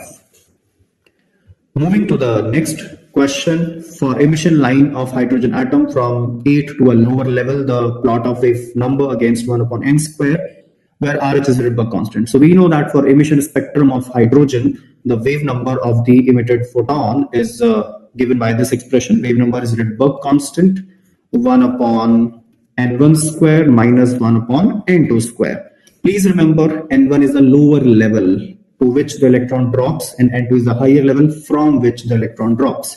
So as per the given expression, if NF, that is final, is N. So I'll substitute this by N square minus 1 upon N2. The electron drops from the 8th level, which is 8 square. So this equation can be adjusted to as RH multiplied by 1 upon N square and minus RH by 64. Compare this equation with y is equal to mx plus c, and you will realize that if we draw a graph of wave number versus 1 upon n squared, the slope is going to be the same as the Rydberg constant. So the graph is going to be linear because it is fitting into a straight line, and the answer is going to be option C. Moving to the next question, a very simple one. You just have to tell the reagents used in these reactions. So the first one is HVZ reaction, Helvoland-Zielinski, in which we use a halogen with red phosphorus and followed by hydrolysis. So A matches with third. Of course, that is why they have given it in 3 options. Then we can check for, like C, that will give you the fastest answer. C's ERAT reaction, and the reagent is very famous, chromyl chloride, which is also found in the confirmatory test for chloride ion.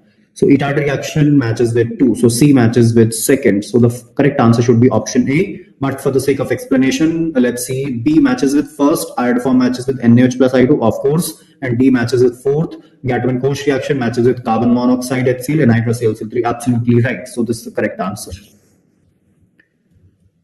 Moving to the next question, in chromyl chloride, and the number of D electrons present on chromium. So in chromyl chloride, if you calculate the oxidation state on chromium, it will come out to be 6, because you can assume the oxidation number of chromium as X.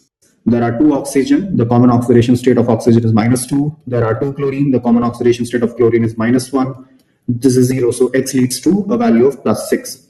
So basically, if chromium is in +6 oxidation state, all the valence electrons are gone because chromium is 3d5 4s1. So that is 3d0. So we have to look in these 4 options the metal ion which contains no D electrons, and that is of course Mn7, because manganese is 3d5 4s2. Mn plus 7 indicates no D electrons. So this is the correct answer. Moving to the next question, products A and B formed in the following reactions respectively. So this is a compound, right? We are reacting it with nitrous acid, so diazotization will happen. All right, so CH3CO- is just a counter ion, so these are not possible. This is possible, yes, this is more of an ionic bond, right? And when this undergoes coupling reaction with aniline, please remember coupling happens at para position because the electrophile is very huge. So coupling happens at para position. So here we should have had NH2. So no, this should not be the correct answer. Let's go for this one. So SO3H, diazo group, the counter ion here, acetate, and then coupling at para position. Yes, so this is the correct answer. Moving to the next question. Again, a very simple one. Lazinase test is used for nitrogen, sulfur, phosphorus, and halogen, which is done using the lazinase extract. So option A should match with third. So one of these should be the correct answer. There's no point in checking B, then check C. All right, C is silver nitrate, and we know that silver nitrate is used for halogens because they are precipitated as silver salts. So C should match with fourth. So the correct answer should be option B. Let's check the remaining ones. Does B match with first one? Yes. The test for carbon and hydrogen is done in the presence of when the compound is heated with cupric oxide.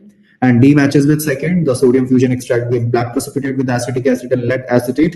In case of sulfur, yes. So basically that is lead sulfide. So the correct answer in this option in case is B. Moving to the next question, consider the following reaction and statements. So there is CONH3,4Br2+, and we are replacing one of the ammonia ligands by a bromide ion, and we have to check for the validity of the 4 statements given in the question. First statement being 2 isomers are produced if the reactant complex ion is a cis isomer. So let's check. Let's draw the structure of the complex, and let's take cis isomer, that is 2-bromine being in the same direction, not pointing at 180 degree. So this is the cis isomer. Now, when we replace one of the ammonia by bromide, so you can see if I replace this ammonia by bromide, then it becomes a facial isomer because all the 3 bromine are at the corners of a triangular face, and all the 3 ammonia are at the corners of a triangular face. So that forms a facial But if I replace this ammonia by bromine, then you can observe that all the three ammonia, they lie in the equatorial plane, which makes it a meridional isomer. So yes, two isomers are produced. So two isomers are produced in the reactant diathesis. So option 1 is correct.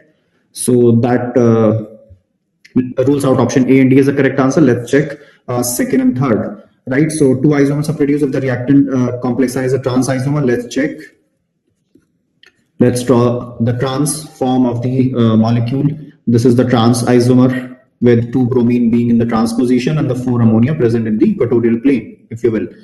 So now if you replace one of the ammonia by bromine, then you can see that this is the meridional isomer, right? We cannot have a facial isomer here. So there's only one isomer possible. So yes, statement third is correct. So the correct answer should be option C.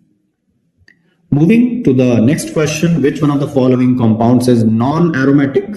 So non-aromatic, that's very easy to find. This is an sp3 hybridized carbon. So yes, this should be a non-aromatic compound. This has 2 pi electrons. This is polynuclear aromatic hydrocarbon with 1, 2, 3, 4, 5, 6, 7, 14 pi electrons fitting into 4 into 3 plus 2, and this is our furan. So the remaining 3 compounds are aromatic. So the correct answer is option A. Moving to the next question, mesotyl oxide is a common name of, actually mesotyl oxide is the aldol condensation product when 2 equivalents of acetone react with each other. So the correct answer here is option A, 4-methyl pent 3-ene 2-on. You can check the structure, right? So you can check that this is one of the acetone moiety, and this is the other acetone molecule that condenses together. Moving to the next question, we are adding HBr. So as per Markovnikov, hydrogen adds here, we get a positive charge here. Now again, because this is a secondary carbocation, it is prone to rearrangement. And what rearrangement can we have here? So ring will not expand here to 7-membered because 6 is already more stable. And this is a quaternary carbon. There is no other chances of shifting. So I think it will be followed by a methyl shift, a methanide shift. So basically, this is methyl, right? And this is methyl. And this is the carbocation that is found. And when finally bromine will attack. So yes, the option B is going to be the correct answer. Moving to the next question, a sample of water has a hardness expressed as 120 ppm of calcium. This sample is passed through an ion exchange column and the calcium is replaced by hydrogen ions. What is the pH of the water after it's been treated? So 120 ppm. So please understand that ppm can also be expressed as milligram per liter. So 120 ppm means 1 liter water contains 120 milligram of calcium. All right, convert this to number of moles. So number of moles of calcium would be 120. For milli, remove it, 10⁻³ gram divided by 40, which is the atomic mass of calcium. So this is 3 multiplied by 10⁻³ mole. And because as per the charge balance condition, when one calcium ion goes away, it is removed from the solution, 2 H plus ions are introduced to maintain charge. So number of H plus ions in 1 liter of solution will be double of this, which will be 6 into 10⁻³ mole. So this will be the number of H plus ion. And now you can calculate pH. pH is going to be minus log H plus. So minus log and 6 into 10⁻³ log 6 you can put, it will be approximately 0.8, and 10⁻³ is -3. So the answer will come out to be 2.2. So this will be the correct answer. All right. So moving to the next question.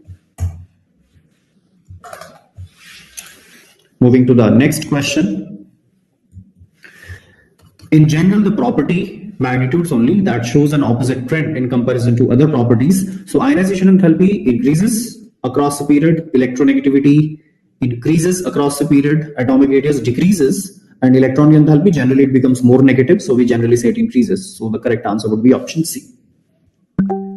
Moving to the next question, the number of species from the following carrying a single lone pair on central atom. Again, this is a question based on steric number. So XZF5 The central atom is xenon, I guess, in all these molecules. So the number of valence electron is 8. Plus means there is one less. So 7 minus 5. There are 2 lone electrons, so 1 lone pair. Yes. So this is one of our correct answers. XeO3, xenon has 8 electrons. Oxygen is divalent. So 3 oxygens take up 6 electrons, leaving behind 2 lone electrons. So yes, 1 lone pair. So this is also correct answer. Xe2F2, again 8 electrons are there. 2 oxygen take 4 electrons, 2 fluorine take 2 electrons, so 6 electrons are taken, 2 electrons are left. So yes, 1 lone pair. This is also correct. XeF5 minus 8 plus 1, 9 electrons are there. 5 are taken by fluorine, so there are 4 electrons. No, this is not.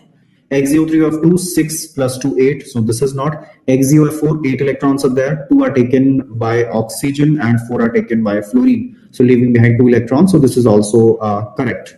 XeF4, 4 electrons are taken by fluorine, leaving behind 4 electrons or 2 lone pairs. So this is not the correct answer. So the correct answer to this question should be 4.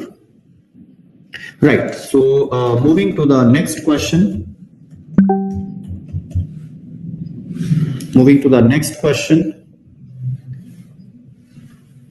Question number 47. So Y mole of this compound and X mole of methyl magnesium bromide, which is a Grignard reagent, the ratio X by Y on completion of the reaction. So we know that Grignard reagents are strong nucleophile as well as bases. One Grignard reagent will attack here and convert this to an alcohol as shown in the product, and one Grignard reagent will take away this acidic proton because they are the strongest bases also in organic chemistry. So 2 will be the value of X and Y will be 1. So the answer should be 2. Moving to the next question. A mixture of 1 mole of water and 1 mole of carbon monoxide is taken in a 10-liter container, N82 725, at equilibrium. 40% by mass of water reacts. Then what should be the equilibrium constant? Multiply by 10 to the 2. So you can see that this is CO plus H2O gives CO2 plus H2. There is no change in the number of particles, 2 on each side, reactant and product. So even if we calculate equilibrium constant in terms of number of moles, that will be correct. We don't have to consider 10-liter thing here. All right, so let's apply the ice method. So initially we have 1 mole of each carbon monoxide and water. So carbon dioxide and hydrogen are absent. At equilibrium, 40% reacts. So 40% by mass is same thing as 40% by mole. So this is minus 0.4. This is minus 0.4. This is plus 0.4. This is plus 0.4. Add them, you will get 0.6, 0.6, 0.4, 0.4. So Kc should be 0.4 multiplied by 0.4. Products concentration divided by reactants concentration. So this is 0.6. So this is 0.24. 0.16 and 0.36. All right. So you can calculate this is 4 by 9, or this is approximately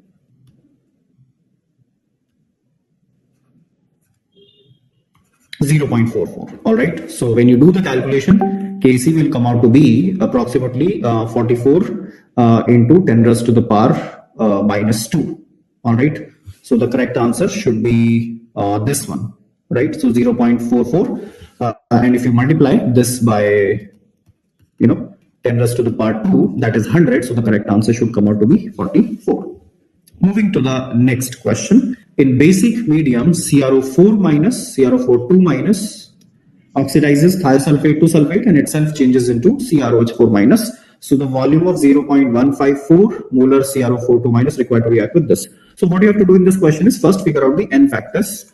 The oxidation number of chromium is plus 6 here. You can check 4 into 2, 8 minus 2, 6. And here it is plus 3 because hydroxide is 4. So 4 minus 1 is 3. So N factor of chromium here is 3. And in case of thiosulfate, this is plus 2 and this is plus 6. Sulfur is going from 2 to 6, 4 electrons, and there are 2 sulfurs. So 4 into 2, 8.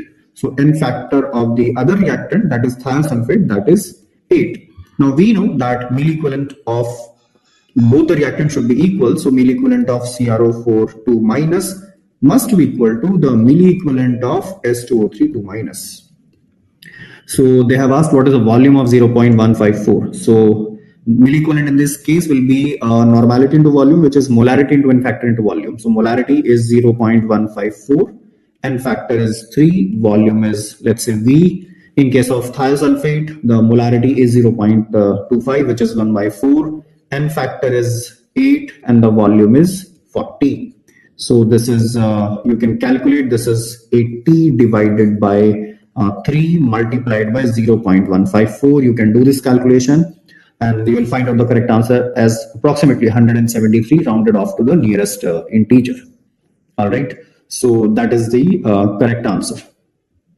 Moving to this question, 5 moles of an ideal gas at 293 Kelvin is expanded isothermally against a constant external pressure. So this is isothermal irreversible process. So we can modify the formula as work done is minus P external and V2 minus V1. Applying ideal gas equation, we can write V2 as nRT by P2 minus nRT by P1. Because external pressure is different and the initial and final pressures of the gas are also different, but this is an isothermal process, so temperature will remain constant.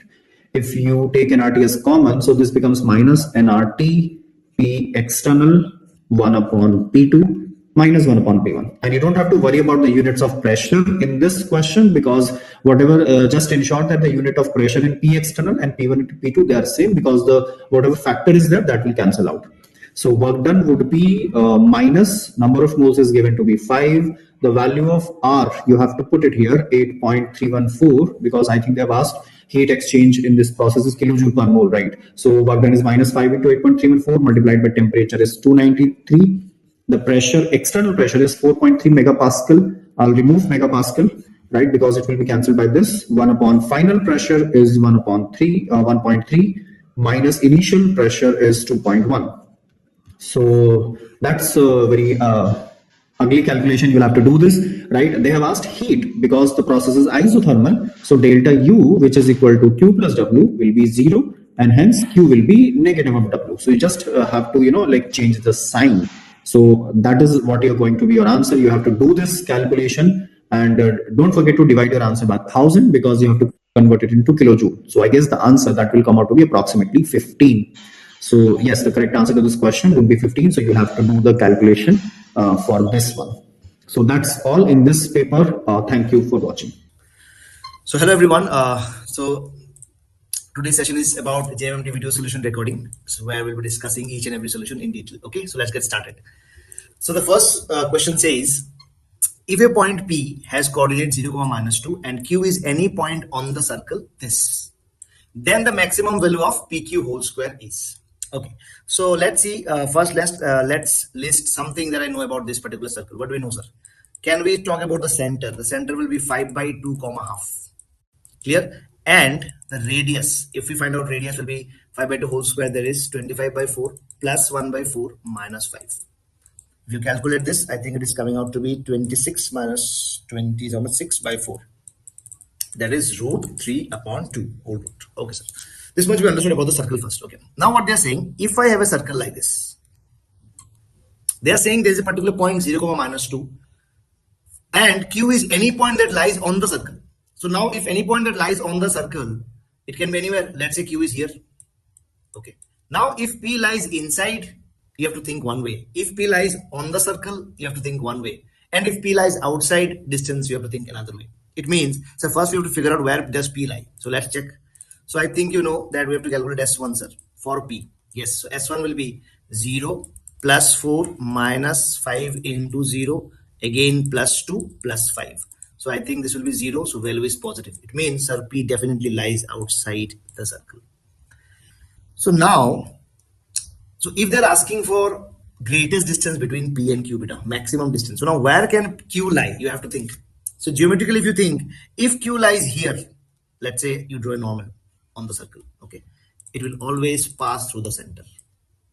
Clear? So if it is passing through center, this particular point will be at minimum distance from P, correct?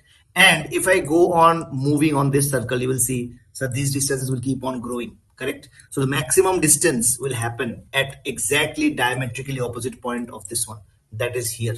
It means PQ will be maximum if Q lies here, that is this much is the maximum length. If I call this center as C, so I think you can see PQ geometrically can be written as CP plus R. R is the radius of the circle. It means our job is very simple, beta. We know the center, we know our point P0, -2. So just find out CP and add with radius. That's the easiest way. So CP will be under root how much? C is 5/2, half. So if you see, it will be 5/2 minus 0 whole square, that is 25/4, correct? Plus half minus -2, that is again 5/2. Are you getting? Will be 25/4. That will be your CP, correct?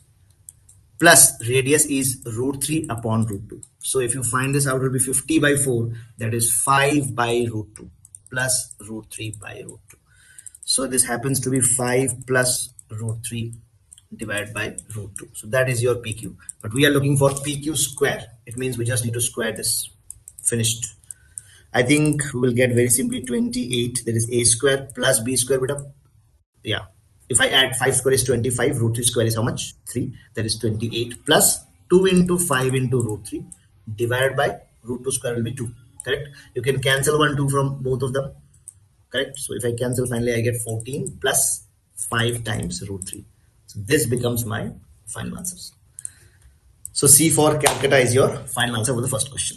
Let's go to the next one. Okay, in case you don't understand, please revisit the question or rewind the entire solution, and please do it by yourself also. Okay, try it. Okay, but let's go to the next one. So the next question says f is a function from S to S, where S is a set 0, infinity and is a twice differentiable function, such that f of x plus 1 is equal to x of x. So you will say as a twice differentiable function means what? It means simply that the second derivative exists for this particular domain. Okay, fine. And another special behavior for this function is depicted. It is written as f of x plus 1 is equal to x times fx.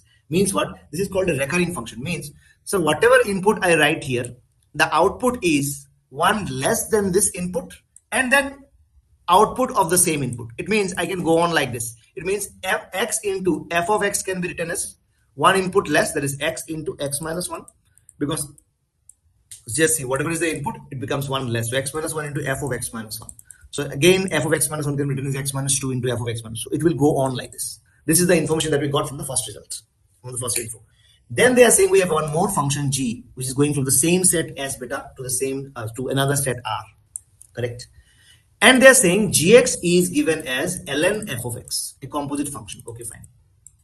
Then they're asking what is the value of g double dash 5 minus g double dash 1. The moment you see this, so initially there is no idea what to do by looking at this information. There is no idea how to use by looking at this information. But the moment you see what we have to bring, that is the aim of the question, is kind of giving you some idea. Maybe, sir, I think we have to find out gx and then take derivative. First derivative and then second derivative. Clear? Okay. Got it, sir. So now, so you may be thinking, sir, let's find out gx. Let's take the derivative. If you take derivative, gx directly, if you take, it becomes 1 by fx into f dash x. So in this way, if I take the double derivative, it will become little more complex because of the quotient rule. And how we'll be using directly here, because we don't know f double dash 5, f double dash 1. Are you getting? So we cannot, we are not seeing any benefit if we do it like this. But then you may think, sir, let's use the information given in the question. What is the information? F of x plus 1 equal to x of x. We did not use it yet. How we can use it? Sir, because finally just see, we have to get to g double dash 5. Means we have to go to g double dash x. It means derivative has to be taken. But at the same time, one idea you got, sir, there's a difference of 2 terms written. Can I try to create difference of 2 terms in gx? But directly from here, I cannot see. But gx is also related with fx by this relationship. So if we say g of x plus 1, will it become ln f of x plus 1? The moment you write this, you see, sir, f of x plus 1 is again x times fx. So this becomes ln x plus ln fx. Okay. And ln fx is my gx. So the moment you write this, you understood, okay, it means I can use g of x plus 1 minus g of x. At least a difference of 2 same gx I got equal to ln x. That is the turning point, because right hand side does not contain unknown functions as fx. It contains a known function gx. So now I think some benefit will be there, sir. Okay, let's take derivative and check whether something happens or not. G dash x plus 1 beta minus g dash x will be equal to 1 by x. Okay, fine. But I need g double dash, so I'll take another derivative. G double dash x plus 1 minus g double dash x. That will be equal to minus of 1 by x square. Okay, sir, got it. But the moment you think, okay, sir, but I want the end goal is to find out G double dash 5 minus G double dash 1. It means, sir, whatever I do, like finally I need, in the final answer, I need a gap of 4. But here, there is a gap of 1. So how will you create, sir? You will say, sir, it will just have a gap of 1. So what we can do? Can we reach there? Let's see. In place of x, if I put 1, I get G double dash 2 minus G double dash 1 equal to minus of 1 by 1 square. If I put G double dash in place of x, if I put 2, I get G double dash 3 minus G double dash 2 equal to minus of 1 by 2 square. The moment you see this, you understood, okay, sir, I think difference of two terms is coming and consecutive terms. So next term will be G double dash 4 minus G double dash 3. And whatever number is here, minus of 1 by that number square. Correct? The moment you write the next step, you will get the idea what is happening. Yes or no? Yes. So what will happen is, so finally, the moment I write G double dash 5 minus G double dash 4 equal to minus of 1 by 4 square. The moment you see this, you understand, this is a telescopic series. Yes. If you add beta, you will see every alternate terms are getting cancelled. So the one which are the survivors are the ones which we are looking for. So G double dash 5 minus G double dash 1 will be equal to sum of all of them. So that will be minus, if I take comma, 1 by 16 plus 1 by 9 plus 1 by 4 plus 1. So if you take LCM, it will be 144, and then minus is outside, 16 9s are 9 16s are 4, I think 36 plus 144. But if you add, I think answer is coming out to be D for donkey. Okay, so let's get started in the next question. I hope you understood. Okay, yeah, one more thing. Sir, here they're asking for magnitude. Obviously, you take the magnitude. But if you take magnitude, obviously, this minus will get rejected, right? The value is coming in positive. Okay, fine. Next question. Please read it, the question, beta. They're saying, sir, there is a polynomial. Okay. Let's absorb the information by breaking it. Okay, one by one. Always do it. Sir, first information is it's a quadratic polynomial. Okay. You can see, sir, B and C are the two arbitrary constants used, and a coefficient of x square is 1. Be a quadratic polynomial with real coefficients such that this equation is given. It means I have one equation given as px. So obviously, do I know px? Answer is yes. So common sense, and if I know px, if I integrate from 0 to 1, I think I will get another polynomial because it's a 2-degree polynomial. If I integrate, degree will increase to 3. But sir, B and C will be still there. So I'll get an equation in B and C because I will integrate from 0 to 1. We'll show it. Next, understood, I got the point. Okay, I got one equation. Next, I'm going to the next condition. They are saying if I divide px by this x minus 2, it leaves a remainder 5. The moment you read this statement, beta, you remember class 9th, there is a theorem called remainder theorem. If I divide any polynomial px with any linear expression x minus a, remainder is always p of a. So x minus 2, remainder should be p of 2, and it is equal to given as 5. It means, sir, I got one more equation, and now I have two equations and two variables b and c. So this can be very easily found out. So what will be p of 2? So 4 plus 2b plus c will be equal to 5. Hence 2b plus c equal to 1. And so from here, this is first equation. From here, if we integrate directly, I'm doing, guys, x cube by 3 plus bx square by 2 plus cx going from 0 to 1.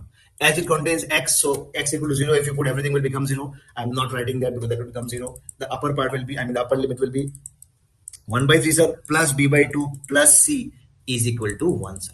If I take LCM beta, I think 6. Then we get 2 plus 3 times b plus 6 times c is equal to 1. So I think we are getting 3b plus 6c is equal to 6 into 1, 6 minus 2, 4. Correct? So now we have got 3b, sir, and we have got 6c equal to 4. So if you want, you can use substitution. But I thought, sir, I want 9b plus 9c. Here I got 6c. So to create 9c, I need 3. So I multiplied with 3. 3 into 2b, 3 into c, and 3 into 1. And so 3 into 2b becomes 6b, plus 3b becomes 9b beta, plus 6c plus 3c becomes 9c, and 4 plus 3 becomes how much? 7, sir. So 9 times b plus c becomes your 7. And that becomes your very simple answer. C for calculator. Easy. So let's get ahead, sir. Let's go to the next question. This is a very combined question for, you can see, I think some of you might have given a try also for those questions, right? Always reread the question. Once if you're not getting, please read it. Okay. They're saying, sir, C1, let C1 be the curve, sir. Obtain with the solution of differential equation this. Means, if I solve the first differential equation, they are saying I will get C1. And they are saying I have one more curve C2 by solving this another differential equation. So basically, we have two differential equations. And they are saying both are passing through the curve. I mean, both the curves are passing through the point 1, 1. It means 1, 1. I think we will be using it as a condition for finding maybe the constants after the differential equation, correct? Then they're asking for area enclosed by C1 and C2. Okay, so let's get started. Let's solve C1, sir. Okay. If you're solving C1 beta, I think you can see 2xy into dy over dx is equal to y square minus x square. I hope you can see, so it looks like a homogeneous differential equation. So dy by dx will be equal to y square minus x square beta divided by 2xy. So in such cases, I hope you know the method. We always substitute y as x times t or x times v. It doesn't really matter, right?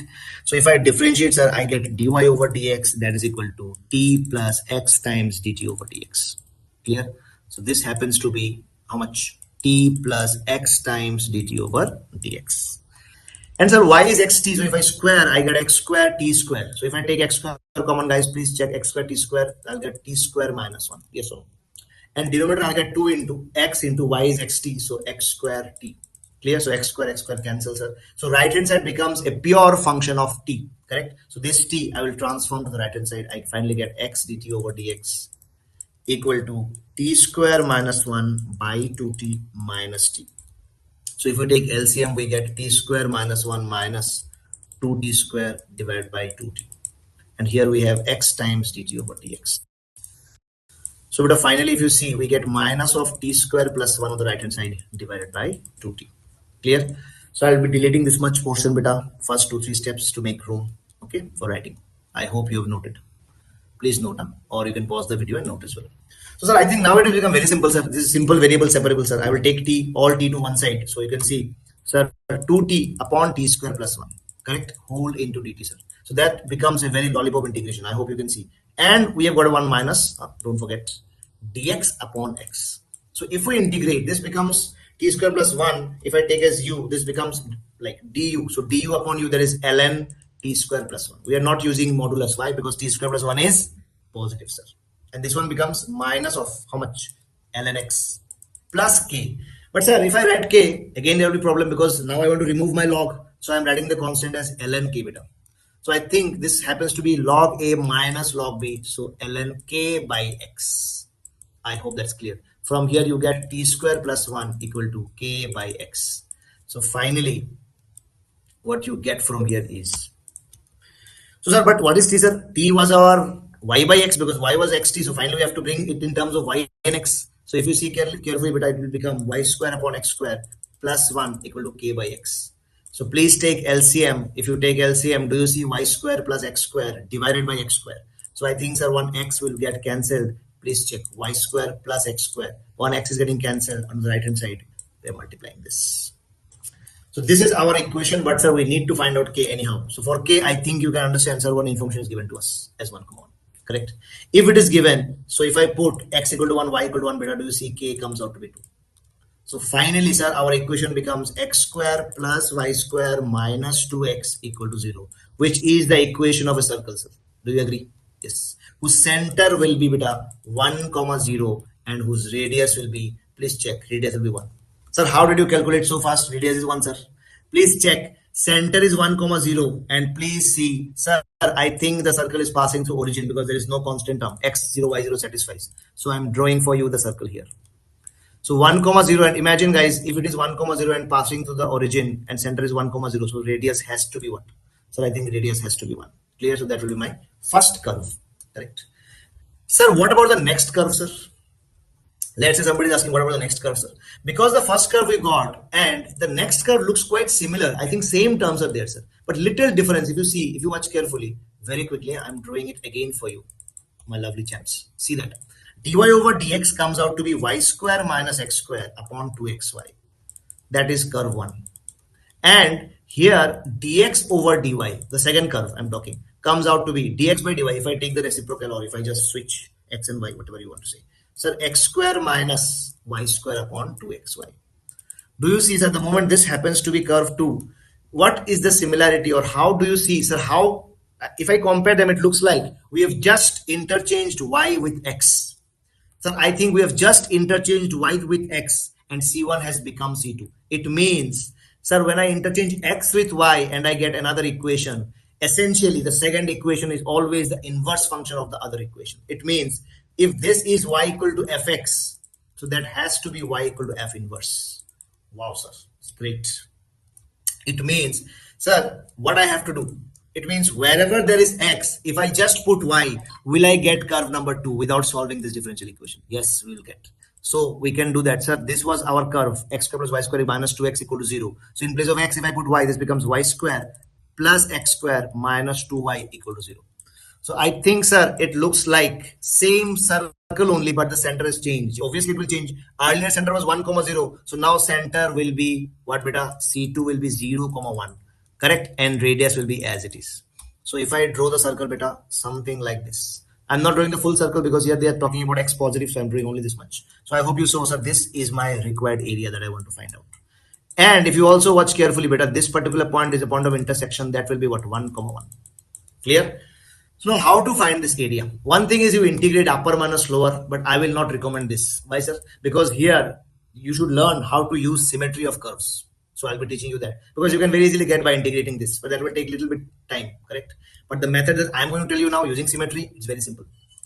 Sir, if I join this point, because this is 0, 0, this is 1, 1, correct? Because they are saying that curves are meeting at 1, 1. So if I join these 2 points, I think I am getting this line, and this line has to be y equal to x. Why? Because you know that f and f inverse are the inverse of each other. I mean, they are reflections about the line y equal to x. So I think, sir, if I am talking about, listen carefully, everybody, if this much area is x, this has to be x. So my required area is twice of x. Correct? So now I'm trying to find out the upper portion, this much area. So, sir, I think, sir, the upper sector, guys, if you can see, this much sector, this sector, do you see this happens to be the quadrant of it, of this circle, the lower circle? So the quadrant means, sir, can I say, okay, quadrant means, sir, this area x, that is this upper part, can be written as what?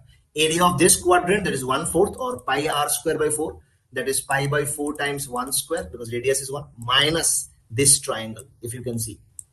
Quadrant minus this triangle gives us this segment x, correct? So this triangle is half into base into height. So base is 1, height is 1. So half into 1. So do you see how easily you got x? The moment you get x, I think a should be, sir, twice of x. That is pi by 4 minus half into 2. It will become pi by 2 minus 1. So that is your answer, beta. Very easily. You have saved just by mere observations of 2 things. One is you just used symmetry to find out the area, and second thing is you used the replacement of x and y to get to the solution very easily without solving this. Okay, so I hope you understood. Let's move to the next question. Next question says, let A be a set, beta. A be a set which starts from 2, 3, 4 up to 30. And sir, they're saying some relation, the symbols they're using for an equivalence relation on A cross A means again same set A I am writing, sir. So how many elements? Obviously 29 here, 29 here. Correct. So A cross A will have how many elements? 29 into 29 elements. That is 29 square, whatever it is. I think it's 841. Yes. So it will start with 2, 2, 2, 3 like this, and the elements will end on 30, 30. Now they are saying this, you draw, they're saying I have a relation R where elements, like the elements are related as A, B. If A, B is there, and along with A, B, if C, D is also there in that relation, this will happen only if AD is equal to BC. Or you can say A by B is equal to C by D. It means whatever A by B, like whatever A by B is giving me the ratio, same ratio has to be maintained by C and D. And they're saying, please see, then the number of ordered pairs which satisfy this equivalence relation with ordered pair 4, 3 means if your first ordered pair is 4, 3, with respect to that, satisfying this relationship means A and B are your 4 and 3. Means C and D should maintain such a way that the ratio is always 4 by 3. So simple. It means that C should be 4k type and D should be 3k type. Correct? And obviously K will be an integer. I mean a natural number. So you can see very clearly, sir, K can start from 1. Because if I get K as 1, I'll get the first element. And K will be 2 up to. Sir, I think the last element is 30. So if K is 7, we will get the element. And if K is 8, we will not get. So the last value of K will be 7. So for every value of K, I'll get one ordered pair, beta. So answer is D for donkey. Easy. So let's go to the next question. If the points of intersections of the ellipse and the circle this lie on the curve, I think very simple. They're saying ellipse and circles intersect at some points and those points are lying on this curve. Means what? It's just like concurrency of three lines. Sir, two lines are meeting at one point. The same point is, if I take this point and if I put it on the third line, it should satisfy that third line. It means same two curves are meeting at two different points. If I take those two different points and if I satisfy it on the third curve, it should satisfy the third curve. Do you agree? It means, let's see that. So let's take any two curves. X square plus y square is 4b, sir. Yes. And here y square is 3x square. So again, I'm putting here. So x square plus 3x square is how much? 4b. So from here, I think we are getting 4x square as 4b. Hence, x square is b. So very, very important information we got by solving these two. But three are meeting together means we have to solve three of them together. So, sir, now we have to get this into the picture. Okay. But, sir, what we are looking for? Please read the question. Sir, they are saying for b. Please find out b. If also one more condition, b should be more than 4. So obviously, I think in the option they have given you all more than 4. So there is no tension about this. Okay, understood. But sir, it means whatever I get, I should, in the third relationship, I should keep b. So if I take this x square by 16 plus y square by b square, so x square becomes your b. So I can write b by 16. Because whatever relation I'm writing the last, it should contain only b. Only then b will come out, correct? Plus y square by b square. What is y square? I think y square is 3x square. So I can write 3x square. But sir, x square is again b. So 3x square becomes 3b now. Are you getting that? So 3b upon b square equal to 1. So only one equation, one variable b will come out. So I think it is a quadratic in b. Sir, b cancel. How much? 3 upon b equal to 1. If you take LCM, it think 16b b square plus 16 3 is a 48 equal to 1. So I think it will be b square minus 16b plus 48 equal to 0. Please check. B will come out to be 4 and 12. So 4 will get rejected because of the condition. Hence 12 is the correct answer. Very simple question. I hope you have understood. Next. So what is next? Next says we have lines. One line like this and another line like this. They are saying they are coplanar. So what is the condition of coplanar? So first, I will just give you a very brief insight to this. So when two lines are skew lines, whenever two lines are skew lines, we always say that the distance, shortest distance between these two lines is given by what? Is given by this determinant. What is that, sir? x2 minus x1, correct? y2 minus y1, z2 minus z1. Then a1, b1, c1, a2, b2, c2. Okay. What is x2, x1? Guys, I hope you know these 2 points are the position vectors of the points a1, a2. This is a1. This is not the same a1. Okay, please don't get confused. Okay, let me write p1 or whatever. Okay, so that is the shortest distance between two lines when they are two skewed lines. Now, if they are coming together like this, it means the shortest distance will become 0 and they will come onto the same plane. That is, they will become coplanar. Clear? Yes, sir, got it. It means simply, sir, I should just put this to 0. But before that, I have to find out all these data. What is this a1, b1, c1? These are the direction ratios of the vector which is parallel to the first line and second line. So let's get started, guys. So first of all, we should be able to write them in the proper way. I think first line I'm writing, okay, here I'm writing L1. L1 says x minus 0 by 1, so that I get x1. Then y minus 1 by a divided by 1 by a equal to how much? Z minus 2 upon 1. L2, what does L2 say? L2 says x minus 0 by 1, exactly same thing. Y minus 2 by 3 divided by 1 by 3. Clear, beta? Equal to Z minus 2 upon b divided by 1 by b. So I think you understood, sir. Okay, we got everything. Now we are going to write down the determinant. And this determinant should become 0, correct? So very quickly, beta, I think, sir, x2 minus x1. So this one can be, you can call this as x2 and this is x1. So x2 and x1 will become 0. Then this is y2, let's say this is y1. So y2 minus y1 will be 1 by a minus 2 by 3. Then 2 minus 2 by b. 2 minus 2 by b. Got it? So first part is done. Z2 minus Z1. Next what? Next direction ratios are 1, 1 by a and 1. And the next one is 1, 1 by 3 and 1 by b. Clear? That determinant should become 0. So now that we have found this out, we are removing this. Okay, so now how to do that? So if you want directly, you can what to do, beta? Directly you can remove and directly break or expand the determinant. But I saw this 1 1, so I was thinking, let me use this operation R2 minus R3, or R2 is transformed to R2 minus R3, because this will become 0. So finally I will get 0. 1 minus 1, this will become 0. This will remain as 1. First row element 1 by a minus 2 by 3 remains as it is.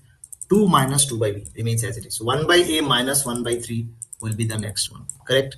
1 minus 1 by b will be the next row. The remaining 1 by 3 and 1 by b will be as it is. Clear, everybody? Okay, sir. So I think now we just need to break or expand the determinant via column 1. So I think the last element it will only break. So this into this will be positive 1 into how much? 1 by a minus 2 by 3. Whole into beta how much? 1 minus 1 by b. Clear? Minus. Minus what? Sir, this into this. So 2 minus 2 by b. So minus I am taking common from 2 by b. Or 2 minus 2 by b, I am taking out 1 minus to make it plus. So 2 by b minus 2. Clear? Are you getting 2 by b minus 2? This into this now minus is 2 by b minus 2 into 1 by a minus 1 by 3 equal to 0. Now it is very simple now. Now just what? Nothing left. Just multiply and see what you get. You should be getting some condition now. Let's do it very quickly. So finally what we get is 1 by a into 1 is 1 by a, sir, minus 1 by ab, sir, yes, minus 2 by 3, correct, plus 2 by 3b. Guys, it's very simple things, okay? Just be a little cautious while multiplying so that you don't occur any silly mistakes. So 2 by ab minus, I think 2 by 3b, sir, yes, minus 2 upon a plus 2 by 3 is equal to 0. I hope everything is fine. Correct. Very like chances are there for silly mistakes because of similar looking terms as well as minus plus. I think something's getting cancelled. So plus 2 by 3 minus 2 by 3 gone, sir. Do you see plus 2 by 3b minus 2 by 3b is also gone? Yes. Plus 2 by ab minus 1 by ab is plus 1 by ab. And plus 1 by a minus 2 by a is minus 1 by a equal to 0. Just see such a lollipop thing left. 1 by ab is equal to 1 by a. Please, you can see ab is not equal to 0, means a can't be 0. B can't be 0, correct? But sir, can I cancel a because a is not 0? Yes, hence b has to become 1 and a is not 0. So I think your answer should be b equal to 1, b equal to 1 and a belongs to r minus 0. So any real number is fine, hence answer should be a for apple. I hope you understood better. Easy question. Yes. Next question, same determinant. They're saying maximum value of fx. So sir, if I have this expression, how I can find out? One thing could be a very long method. Sir, you will think, oh sir, I will take the derivative. It will become very huge, correct? It's always better that you try to simplify the determinant and then comment on the maximum minimum. So how to simplify? Don't break it directly because sir, I can see similar terms here. Means row and column operations will help me in reducing it. Let's see. So I think the first thing is R1 to R1 minus R2. Everybody please check. So sir, sine square, please understand R1 is changing. Nobody else is changing. Sine square x minus 1 minus sine square x will be minus 1. Cos square x gone, plus 1 and 0. All of you check.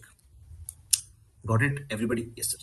So minus 1. Okay, got it up. So R1 has changed. So simultaneously, I'm also changing R2 to R2 minus R3. I hope this is clear for everybody. When I change R1, R2 remains as it is, but I'm not writing the same step again, so I'm directly doing. So R2 is now changing. R1 has changed. So R2, if I change, I think 1 plus sine square minus sine square is 1. Cos square gone, sir. I think it's 0. And cos 2x minus sine 2x. What about, you will say, sir, what about, sir, R3? Obviously, R2 has been changed now, so R3 will remain as it is. Sine square x, cos square x, sine 2x. If you want, you can break it right here. But I thought one thing. Sir, this minus 1 and plus 1, if I add them now, I think the answer will be 0. Yes. As well as I can see this sine square x, cos square x also if I add. So that's why I thought of changing C1 to C1 plus C2. Just for simplicity. So minus 1 plus 1 becomes 0. 1 plus 0 becomes 1. Sine square cos square becomes 1. Sir, C1 has changed. C2, C3 will remain as it is. So 1, 0. See, I'm telling you again and again. So 0 as it is, sir.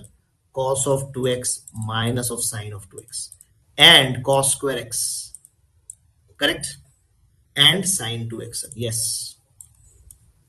So I think now our job is very simple. If you look into the first row, it has got only one element. 1, rest are 0. So it's better to break by the first row. If we break it beta, I think 1 will have only minus concept. So sine 2x into 1 becomes sine 2x minus of 1 into cos 2x minus plus sine 2x if you see carefully. So but 1 minus is also there outside. Please be cautious. Sine 2x, 2 sine 2x with a minus and minus cos 2x minus 1 will be how much? Plus of cos 2x minus 2 sine 2x. So just see how simplified expression we got beta. Okay, so now you can use calculus if you want, but you should not use calculus if you want to do it in minimum time. Why, sir? Because the moment I see these two things are very prominent. One is, sir, angle is same. Coefficients don't matter. Why? Because a sine theta plus b cos theta. All of you remember. If angles are same, point number 1. And point number 2, if theta is defined, if this expression is defined for theta at least in one full cycle of the period, Hence, your range will always be from minus root a square plus b square to plus of root a square plus b square. And that will be your maximum value. This will be your minimum value. So don't you think, sir, without anything, I can find out the answer now? Yes, because a cos theta a is 1, b is behaving as minus 2. So maximum value should be under root a square plus b square. I think you have got the answer. So I think, sir, root 5, that is a for apple, is my correct answer. Got it? Okay, sir. So next question, beta. So, sir, next one says A is given to be a vector, B is given to be another vector, and one very important relationship is given with A and B and R. R is the third vector. And you can see R into some other vector, I mean dot, is given as 3, and R dot another vector is given as minus 1. Then they are saying what is this and this. It means, sir, I think we should find out alpha as well as R cap both. So what we can do? So A and B I cannot use directly. This one relation I can see. Sir, this is a relation which relates A, R and B together. So B cross R. Okay, got it, sir. So the moment you see this relationship, always use, the first thought should be, sir, can I bring these terms on the left hand side so that I can use some information as R cross A minus B cross R. Correct? But now you cannot take R common because it is not commutative. Cross product is not commutative. But sir, can I change this R, like B cross R into R cross B with a minus? Answer is yes. If you change R cross A plus R cross B, now you can take R as left distributive property. And it happens to be R cross A plus B equal to 0. Okay, sir. The moment you reach to this step, now what they are saying dot product or cross product. Cross product of R cross A plus B is 0 means what? So either mod of R will be 0 or mod of A plus B will be 0, or R and A plus B will have an angle 0 between them. That is, they will be parallel vectors. Obviously, R is not 0. We can see very evidently from this. Because if R was 0, this dot would have been 0 now. So R is not 0. So A and B, if I add, they are also not getting 0. Please check. It means the only condition left from here, which is telling us, is saying that R vector is parallel to A plus B. So when I say parallel, in words, we can say parallel, but vectorically, how do we write? We always write R as lambda times A plus B. Clear, beta? Yes. So now I hope you got it, sir. Lambda is my variable now because R is in terms of lambda and alpha is one more variable. So I think we need two equations to eliminate lambda, to eliminate lambda and get alpha and vice versa. So I think those two equations are given to you. So let's get started. So lambda times, first of all, let's write down what is A plus B. But A plus B, 2i plus I is how much? 3i. 2j minus 3j is minus j. Minus 3k plus 5k is plus 2k. So sir, lambda times 3i minus j plus 2k dot alpha I plus 2j plus k equal to 3. So lambda is a factor, multiplying factor. We can keep it outside for now and just multiply. So 3i alpha I will be 3 alpha. Minus 1 plus 2 will be minus 2. Plus 2 plus 1 will be plus 2 equal to 3. So I hope you can see. So from here, 3 is plus 2 minus 2 gone, 3 alpha lambda and 3 will cancel each other and alpha times lambda will be 1. It means one is a reciprocal of another. This one relationship we got. Let's use the other one, sir. So lambda times, please check. Again, 3i minus j plus 2k beta. Got it? Into this, sir. Into is this 2i plus 5j minus alpha k is equal to minus 1. So if you see carefully, lambda times 3 times 2 is 6. Minus 1 plus 5 will be minus 5, guys. Plus 2 minus alpha will be minus 2 alpha equal to minus 1. So 6 minus 5 is 1. 1 minus 2 alpha. I'm adjusting 1 minus. I'm writing this 2 alpha minus 1 equal to 1 and lambda is here. Correct? So sir, I think in place of lambda, I can write 1 by alpha and I can multiply alpha on the right hand side. So I think you can see from here alpha comes out to be 1. Hence lambda is also 1. So do you see, sir, alpha we got as 1. So I just need to find out mod R whole square, which is very simple. Why? Because lambda is 1. If lambda is 1, then R vector becomes equal to A plus B vector. So mod R whole square will be equal to what? Mod of A plus B whole square. So A plus B is this vector. Mod, and if you take square, what will happen? 3 square will come. Plus 1 square will come. Plus 2 square will come. I think it is coming out to be beta how much? 3 square plus 1 is 10 plus 4 is 14. Yes. So mod R square is 14. And alpha is 1. So I think answer should be 15. B for buffalo is the correct answer. So guys, I hope you're enjoying and you're getting everything. In case you don't get, please, you can rewind it and revisit it. Okay, so next says let 3 numbers be in AP. 3 positive numbers are in AP such that ABC is 8. then the minimum possible value of B. See, whenever you get these questions in AP now, so just think positive, just think like a child. Whatever the questions are saying in terms of condition, just use them. First data you got as product of three numbers which are in AP as 8. So if you say, sir, I will use the three numbers as A minus D, A plus D, do you think you will do justice? Do you think you will get any benefit? Because if you multiply, what happens? Sir, answer is 8 for sure, but A square minus D square into A happens to be what? It happens to be a equation containing two variables A and D. But sir, it means one more condition must be given. You can see clearly they just said these three numbers are in AP. You will say, sir, I have one more condition, 2B equal to A plus C. No, this is not another condition. Why, sir? Because when you say 2B equal to A plus C, you are saying ABC are in AP. And when you take ABC like this, three numbers, are you getting? I have written A here. Don't get confused. If you want, you can write K. I think better you should write K to avoid confusion. Okay, or else you will say, sir, same A or what? Arey baba, not same A. So K plus D. Clear? So yes, so that will be K square. That will be K. Clear? So we cannot say this is another condition. Why? Because when we say ABC are like this, we have already used this condition.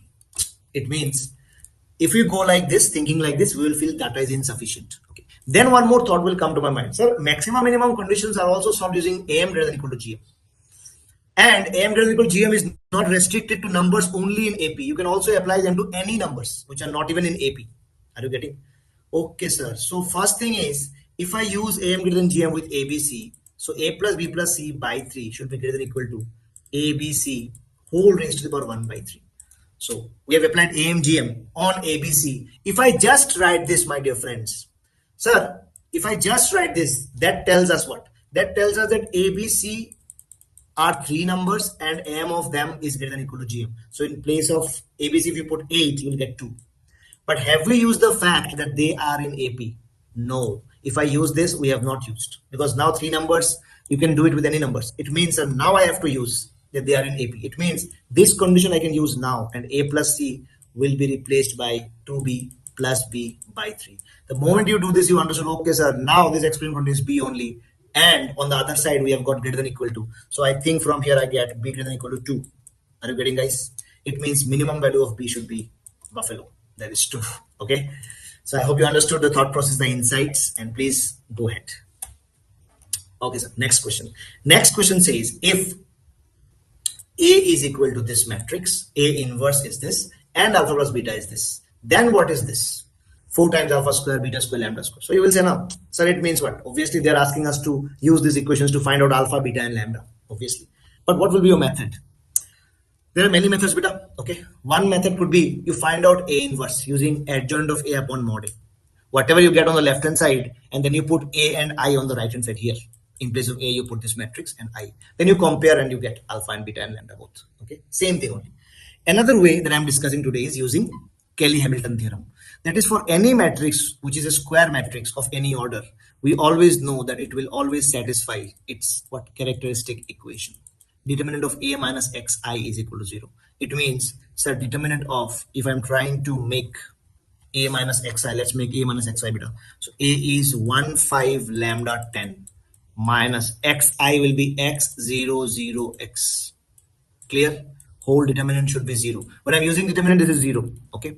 So if you see, okay, sir, now my matrix becomes what? 1 minus x, 5 minus 0 is 5, lambda minus 0 is lambda, and 10 minus x.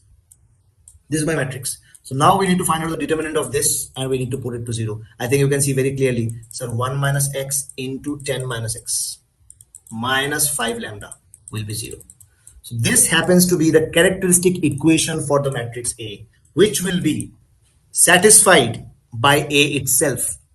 So here we can see very clearly this happens to be x, I'm writing this as x minus 1 into x minus 10. If you multiply, you will get x minus, how much? X minus 1 into x minus 10. If you multiply, you will get x minus 11x plus 10 minus 5 lambda equal to 0. So that is the characteristic equation where in place of x, if I put A will satisfy this equation. So I'm rubbing it out. Please give me some space so that it will give me some space better. It means that in place of x, if I'm putting A, so A square minus 11A plus 10 minus 5 lambda will not be called as 0 now. It will be a matrix which we'll be calling as a null matrix. But sir, what is the benefit here? The benefit is I got a relationship from where I will create this expression. How, sir?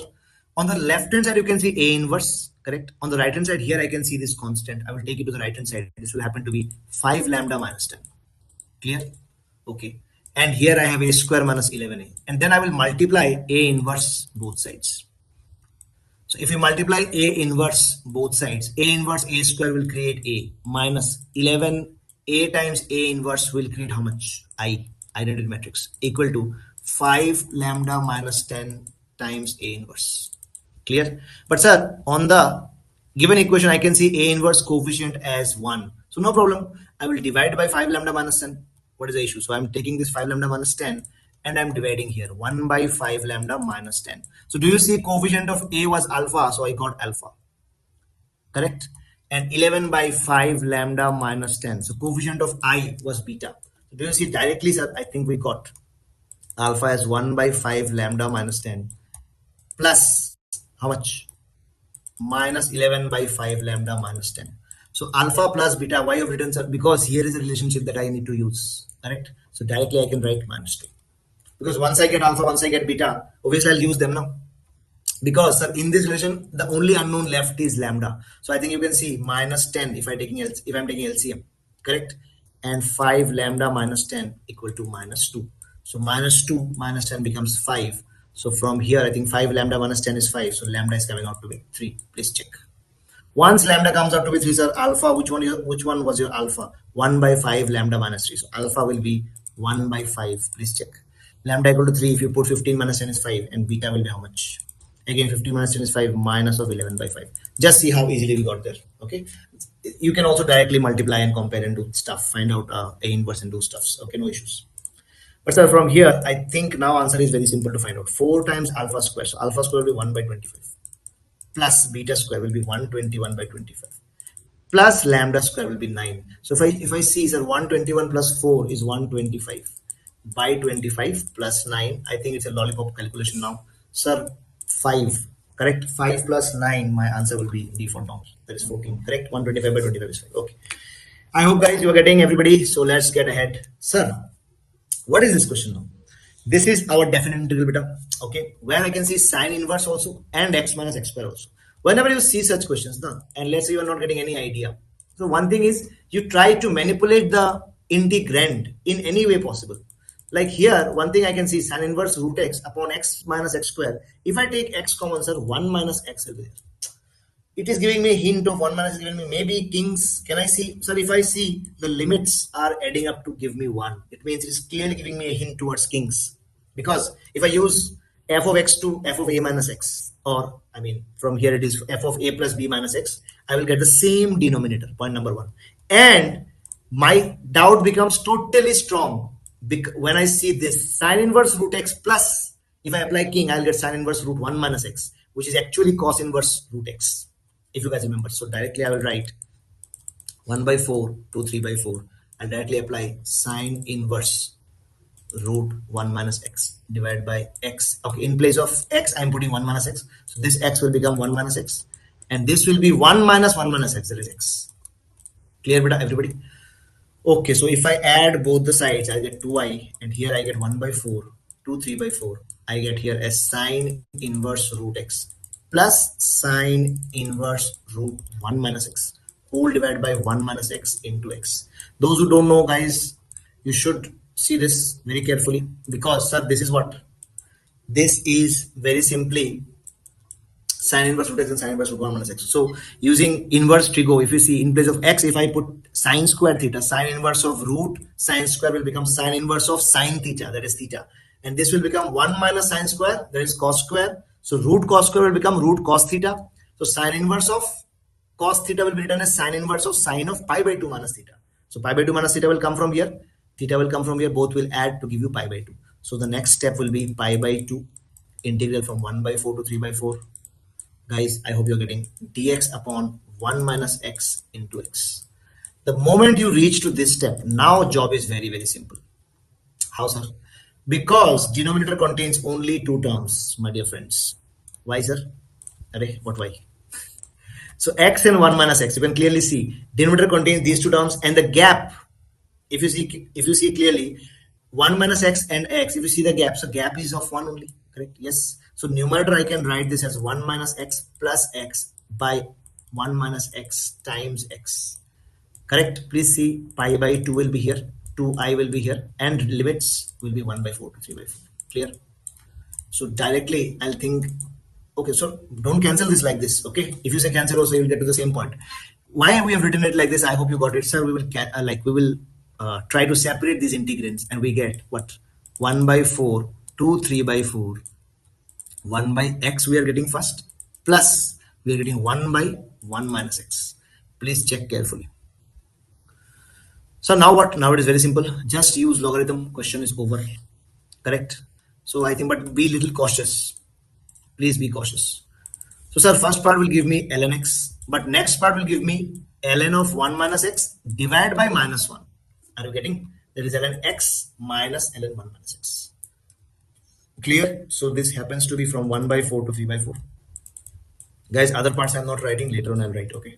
Pi by 2 and all. Finally, I will get ln x upon 1 minus x beta from 1 by 4 to 3 by 4. So first let's find this out. And 2i was equal to pi by 2.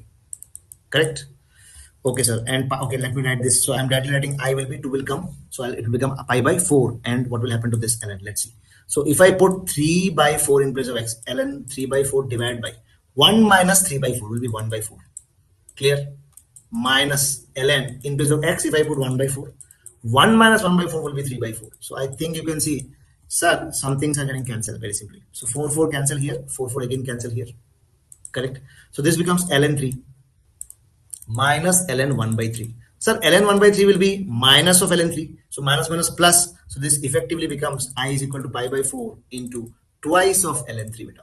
So 2, 4 cancel. Final answer should be pi by 2 ln 3. Again, D for donkey. Many donkeys were correct this exam, right? Okay, beta. So let's move ahead, sir. Okay, so the next question is, so this is basically a question for you. I think they're used trigonometry and logs. Okay, let's see. They're saying x belongs to 0 to pi by 2, obviously, or else sin x cos x may become negative also, or else log will not be defined. That is correct, sir. Okay, and this information is given to you. Log of sin x base 10 plus log of cos x base 10 equal to minus 1. Means what?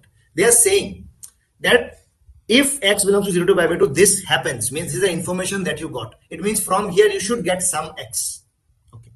And they are saying if this happens, they have given you one more condition involving a variable n. They are saying then if this happens, from here you will get some x. Use this x here and find out n. That is the thing of the question. It means what? Whatever the given condition they have given, let's focus on that. Log sin x base 10 plus log of cos x base 10 equal to minus 1. Clear, beta? Okay, sir. Got it. So now, if we see very clearly, sir, I think better to use what? Obviously, you'll use product. So then I can remove the log. So it'll be log of sin x into cos x. Clear? Base 10 equal to minus 1. From here, do you agree? Sin x into cos x should become 10 to the power minus 1. That is 1 by 10. So I want to convert it into a single sign. So I hope you understand what to do. So I multiply with 2. So 2 1s are 2 5s are. From here we get sin 2x equal to 1 by 5. That is what I was talking about. So sir, what is your x are here? We will not find out x because x is not simple. Now it will come in terms of sin inverse. So for now we have kept sin 2x as 1 by 5 is my information as it is. Why? Because here I can see the same sin x plus cos x. And I know from sin x plus cos x I can get to sin 2x and use this information. How? If I square sin x plus cos x, I will get 1 plus sin 2x. So let's go there. So sir, log of sin x plus cos x base 10 equal to half of log of n base 10 minus 1 bracket. So now our job is to go towards x and n. So obviously our job is to eliminate log. So the only way is when you have two logs on both sides. So the primes things to remove is these coefficients. So can I multiply with 2? Yes. If I multiply, sir, this 2 will be removed from here. 2 will go on this side. And obviously coefficient 2 I don't want, sir. I will take it to this. Okay, sir. Now I got it. So log of sin x plus cos x whole square will be there. Correct? Base 10. What about right hand side, sir? I want a single log. But sir, I cannot see one single log. So what to do? This one, can I write in terms of log? Base 10 is there. Yes, why not? Log of 10 base 10. Okay, it means the right hand side can be written as log of m base a minus log of n base a as log of m by n. that is n by 10 base 10. Easy. Okay, sir. So what is left? Very simple. I think both the logs you can see very clearly will be removed on the next step. Yes or no? Because if log A is equal to log B, A has to become B because log is an injective function or 1 function, okay, as well as strictly increasing function. So you can see very clearly from the next step I can write that sin x plus cos x whole square is 1 plus sin 2x will be equal to what? N by 10. Sir, what will you do with this sin 2x? See the information we kept? Array sir, 1 by 5. Okay, now we understood. 1 plus 1 by 5 is equal to n by 10. Beta, please calculate. I think 6 by 5 equal to n by 10. N should come out to be how much?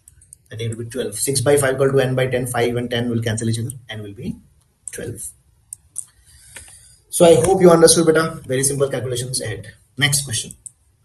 Now it's a question from limits. Okay, one of your favorite topics. So it says x tending to 2, 10x upon 10 2. So sir, as x goes towards 2, I think this is going towards 1. Correct? Yes. And power, as x goes towards 2, power is going towards cos x 0, that is going towards infinity. So it is 1 point infinity form. So I hope you remember whenever I have 1 point infinity form and function is fx to the power gx, where gx is going towards infinity beta and fx is going towards 1, we always write e to the power fx minus 1 whole into gx. So this is our actual limit that we evaluate. Okay, so let's do that here. So limit, so e to the power x tending towards a means 2. Okay, so 10x by 10 2 is your fx. Correct? E to the power fx minus 1 into what is gx? The gx is cosec of x minus 2. So can I write this as 1 by sine of x minus 2? Why not? Obviously, why not? So next step, can I write e to the power 10x minus 10 2 as my LCM divided by 10 2 into sine of x minus 2. Clear, beta? Yes. So limit x is going towards 2. Okay, sir. So now what? Sir, 10 2 is a non-zero constant. Can we take it outside the limit? Answer is yes. So e to the power 1 by 10 2 I have taken out, sir.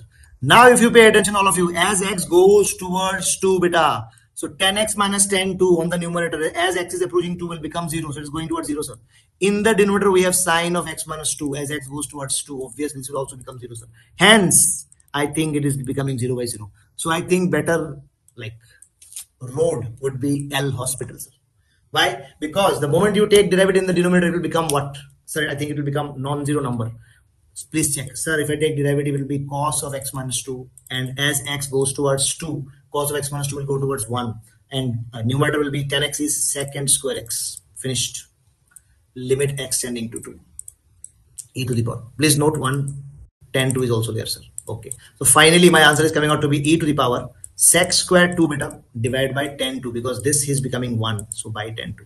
Do you have your answers like this? No, sir. So should I click none of this? Don't do that. See if any simplification is possible to match any of the answers first. Only then you click none of this. Okay. So sec square 2 by 10 2. So I think sec square 2 by 10 2 can be written as 1 by cos square 2 into sine 2 upon cos 2, sir. E to the power. So cos 2 cancel. Okay, sir. I am left out with 1 cos 2 and 1 sine 2. And I think I can see and sine 4 here and 2 also. Okay, sir. Now I got it. It means I have to multiply 1, 2 so that this becomes twice sine a cos a, that is e to the power 2 upon sine 2a, that is sine 4. I think you have understood it now. Everybody got it? Great. So let's move ahead. So next question says coefficient of x power minus 5 in this big ugly looking expression.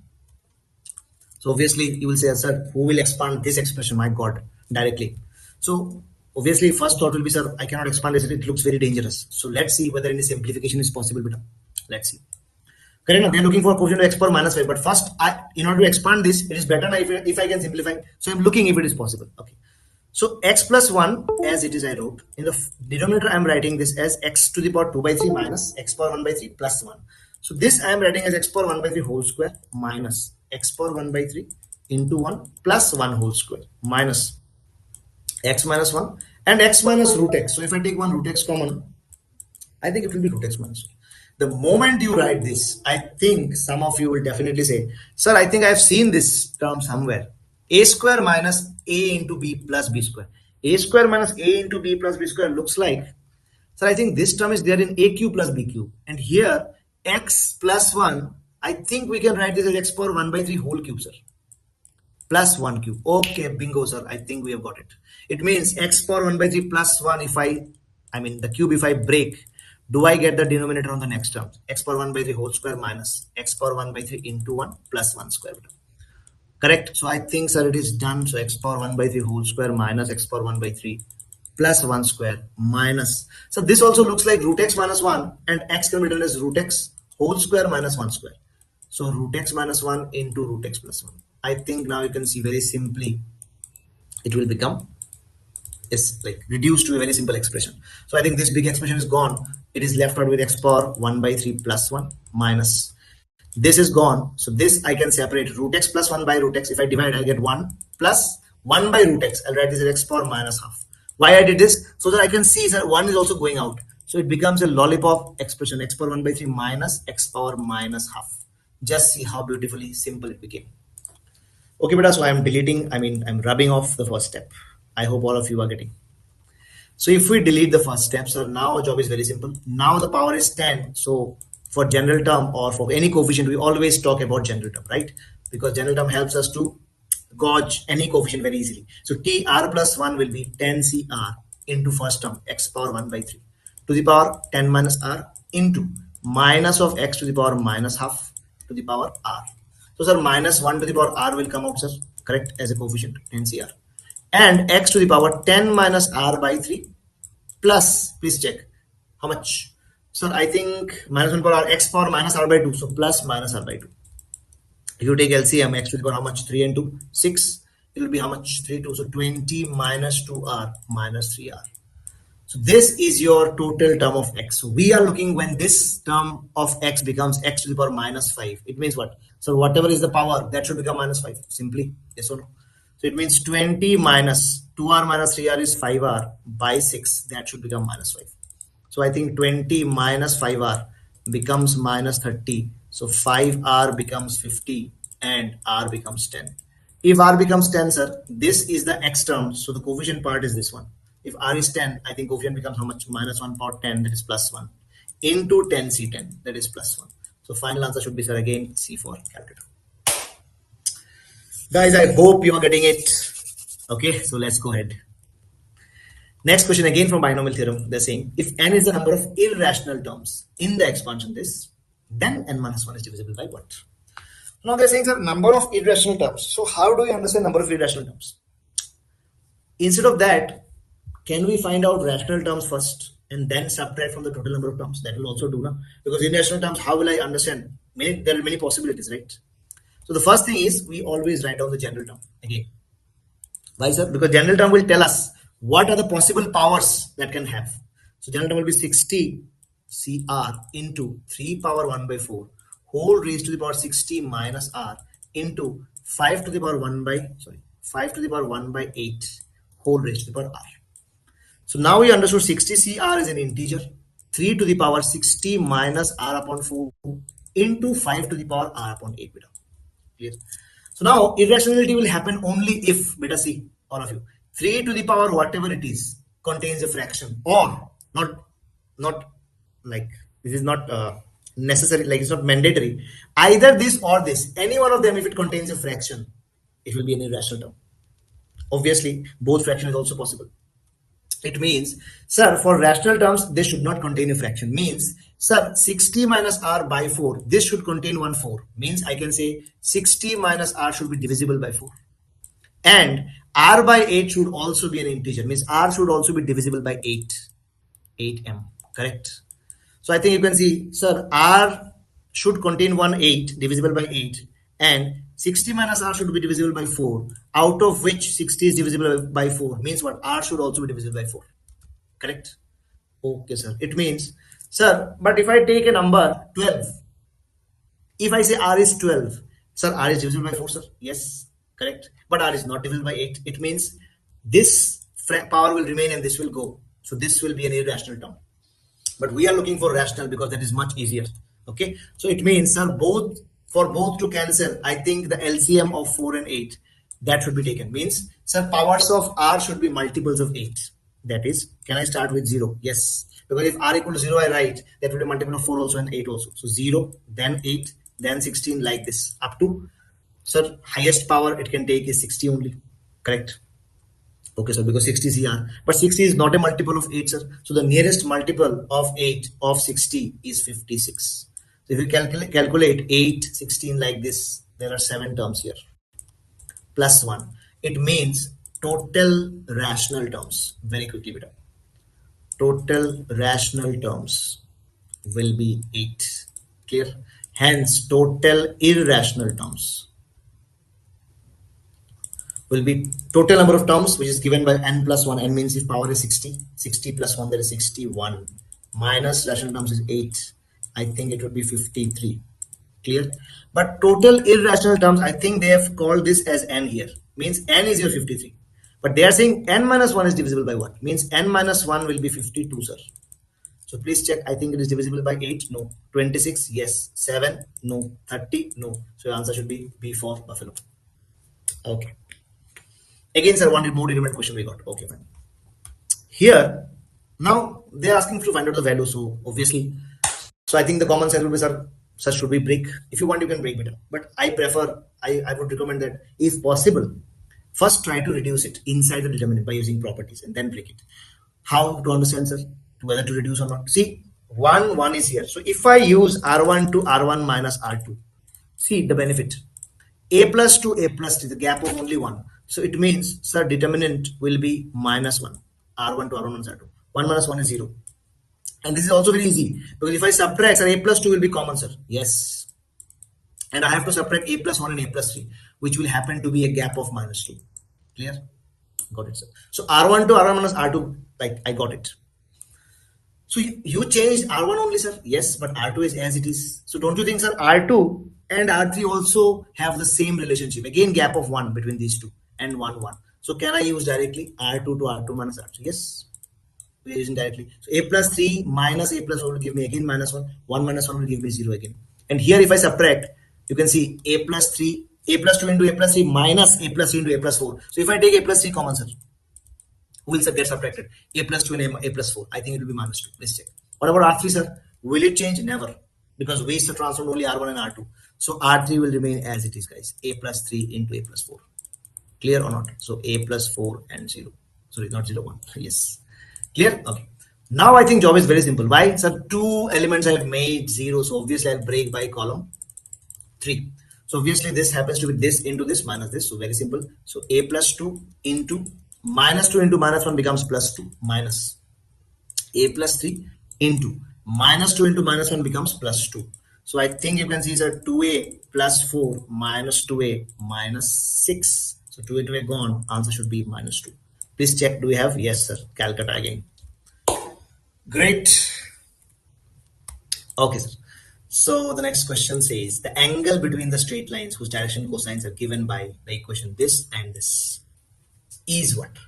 Okay, so this is a very popular type. Okay, but you can always get this. So now what they're saying that two lines are there whose direction cosines are related among each other using this relationship. Then what is the angle between those? It means you have to find out the direction cosines L1, L2, M1, M2, M1, N1, N2. And then you have to use cos theta as L1, L2 plus M1, M2 plus N1, N2. And then find out theta. That is the simple thought process. But how to do that? Very simple method I'm telling you. What you do is you write any one of the equations. So I'm writing 2L plus 2M minus N. Or you can write equal to N. Directly I'm taking N to this side. Okay, sir. Then remember, then you just find out one variable in terms of other two variables. Obviously, so twice of L plus M is your N. Then whatever variable you get, you put it into the other equation. What will happen? Sir, in place of N, if I'm putting L and M, what will happen? Obviously, sir, M into how much? L plus M into 2, sir. Correct? Plus N is what? Again, twice of L plus M into L. Plus L into M equal to 0. Okay, sir. So now we got a quadratic equation in M and L. Very easy to handle. I'll tell you how. If you multiply beta, you will get 2M square plus 2ML. Correct? Plus 2L square plus 2ML plus ML equal to 0. So now what? Now 2L square plus 2ML, 2ML, ML, how much? 5ML. Plus what is left? 2M square. So now we have not solved these equations. This is called homogeneous equation in two variables. Okay, it represents two straight lines. I think in a pair of straight lines you have read. So how to handle them? Always remember, you divide by any one of the variable, like variable square, highest degree term. So this will be twice of L by M whole square plus 5 times L by M plus 2 equal to 0. And you take L by M as something, let's say T. So this happens to be 2T square plus 5T plus 2. So now it seems to be a very, very simple middle term splitting equation. Yes or no? I think you can see very clearly, sir. I think it will be 2T square plus 4T plus T plus 2. Correct? So if you solve this, please check. You will get, I think, T plus 2 is equal to 0, this T equal to minus 2, and 2T plus 1 you will get. Correct? T is minus half. Now, this much all of you will do. So the next step is very crucial that I'm telling you now. Okay, see. So next step, what to do, sir? Sir, T is my L by M, sir, equal to minus 2 now. Okay, remember this. So so here this step is very important, very helpful to solve questions. So can I write this as minus 2 by 1? I'll play with ratio and proportion. And then this minus 2, I will bring it down. I mean the denominator. L by minus 2 as M by 1. Can I write this? Please tell me this much. Can I write this? Yes, sir. Then using ratio proportion, I will try to create n in the same equation. How I can create n, sir? Because n is twice of L plus M. From here, do you see if I add them, so can I write this as L plus M divided by minus 2 plus 1? Those who don't know, beta, for now you just learn it that A by B, if A by B is equal to C by D, I can write this as A by B equal to C by D equal to numerator add, denominator add. That is A plus B divided by C plus D.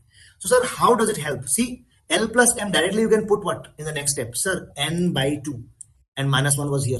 Are you getting? Now in place of L plus M, I have put n by 2. So finally you got L by minus 2 equal to M by 1 equal to n by minus 2. I hope you are not any mistake, right? L by minus 2 equal to M by 1, L plus M, minus 2 plus 1 is minus 1, L plus M is n by 2, so 2 into minus 1, minus 2. Yes, sir, got it. So, sir, what about the other one? Yes, same thing you will do for the other one also. So now, do you see, sir, I think we have found out the direction cosine that we are looking for. Yes, we have. So beta, so the next part will be again L by M is equal to what? Minus half of the other part. Again, do the same thing. So L by minus 1 this time will be equal to M by 2 equal to L plus M this time will be 2 plus minus 1, that is plus 1, which will happen to become what? L plus M is how much? N by 2. So N by 2, and this is M by 2, and this is L by minus 1. So, sir, I think we got our direction cosines. Yes, these are your direction cosines. So the next step is simple. So what we are going to do, sir? Now we are going to write down directly cos theta as L1 into L2. So this is your L2, this is your L1. How much? Minus 2 into minus 1 is coming out to be plus 2. Then M1 into M2, 2 into 1, how much? Again plus 2. Then N1 into N2, 2 into minus 2, how much? Minus 4. I think, sir, Laddu is coming, there is 0 is coming. So theta is how much? Pi by 2. So very simple, beta. D for donkey again is your correct answer. Okay, so next question. If A is this vector and B is this vector, let C be another vector, beta, such that mod of C minus A is 3. Okay, sir, got it. Whenever you get mod of C minus A, mod of C plus A equal to 3 now. One information is, I'm telling you, repeatedly used. Remember this. Always remember this information to be used. The moment you see this, majority of the question, this will be used. Why, sir? Because mod of C minus A, how I can use it? Because I don't know C and A. Correct? From here, I cannot write C minus A. I cannot write anything about C minus A. But one thing I can always use is I can square both the informations. I will write them as C square plus A square minus twice of A dot C equal to 9. Just write it if possible so that you will see many of the questions you will get this information to be used. Okay, sir, got it. Next, they are saying mod of A cross B and C. I mean, A cross B cross C whole mod is 3. And angle between this C and A cross B is 30. So if they are saying mod of A cross B vector cross C is 3 and the angle between C and A cross B is given to be 30, means what? Obviously they are hinting you to use the formula because mod of A cross B, correct? Are you getting? Into mod of C beta into sine of the angle between them. That should be 3. Yes, sir. From here, do you see? So from here, I think mod of A cross B, we can find out A and B given. From here, sine 30, I know. So very easily I can find out mod C. Because they are looking for what? They are looking for A dot C. So now I think you can see that dots are getting connected. If I find out C from here, A I know because vector I know. C I will put. Will I find out will I find out A dot C directly? Yes. So the next job is to find out A cross B. So I'm writing A cross B directly. 2. So I, J, K. So 2, 1, minus 2. Next one says 1, 1, 0. From here I'm writing A cross B directly, beta. I into what? How much? So I will be 1 into 0, 0, minus, minus, plus 2. Minus j times how much? Tuck, tuck. 2 into 0, again 0, minus, minus, I think plus 2. Correct? Yes. Plus k times how much? Tuck, tuck. 2 minus 1, that is 1. Okay, sir, we got it. So a cross b is coming out to be 2i minus 2j plus k. So mod of a cross b will be how much? So 2i whole square, if you're doing, mod will be under root 2 square, that is 4, plus 2 square, again 4, plus 1. Guys, do you agree? Sir, this is coming out to be 3. It means, sir, here I will put, what I will put? All of you check. Sir, here I will put 3 into mod c into half. Sign that is half equal to 3. So 3 cancel, I think. Sir, mod c is coming out to be 2. Now do you see this information is useful? Sir, mod c and c are same thing, correct? Like here c means what? Magnitude of c. So square if I do, I'm getting 4 plus a square. What is a square? Sir, I think a square is coming out to be 9. Please check. Because a square means mod a whole square. So 2 square plus 2 square plus 1. Yes, 9. Minus twice of a dot c is again 9. So 9, 9 cancel. Twice of a dot c is coming out to be 4. Hence a dot c will be 2 beta. Got it? Great. So I think answer is A for apples. Got it.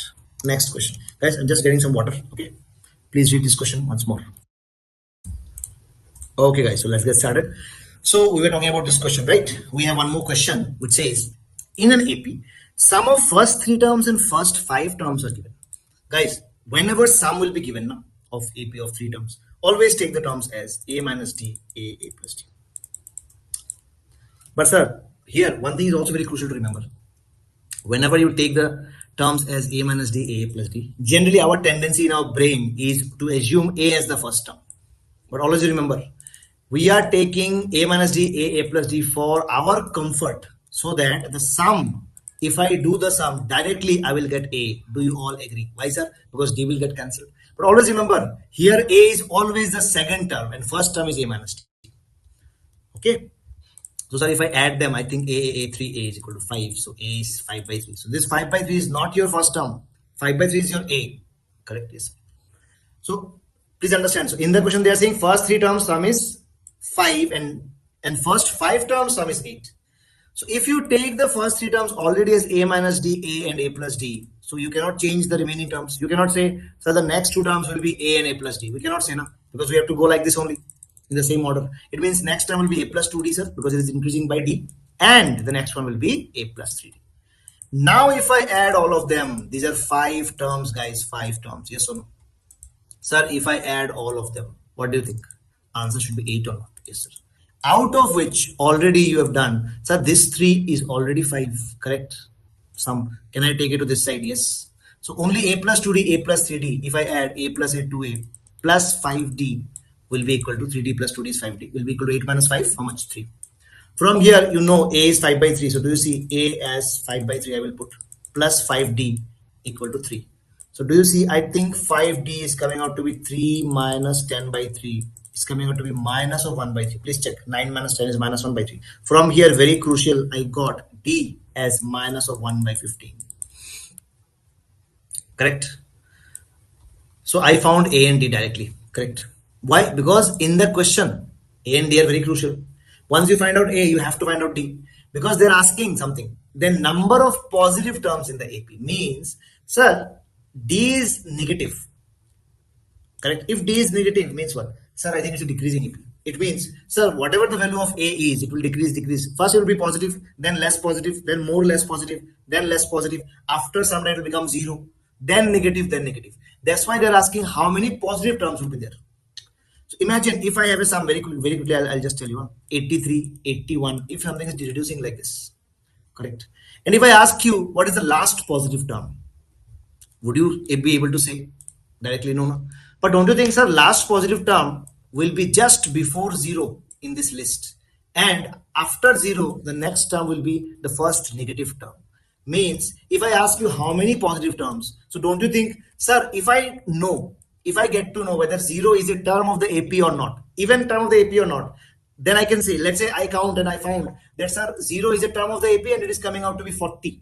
Means what? Sir, before that, these 39 terms are positive terms and the 40th term is 0. It means whenever they say find out number of positive terms or last positive term or first negative term, always you have to take help of 0 because 0 is the border. Clear? Okay.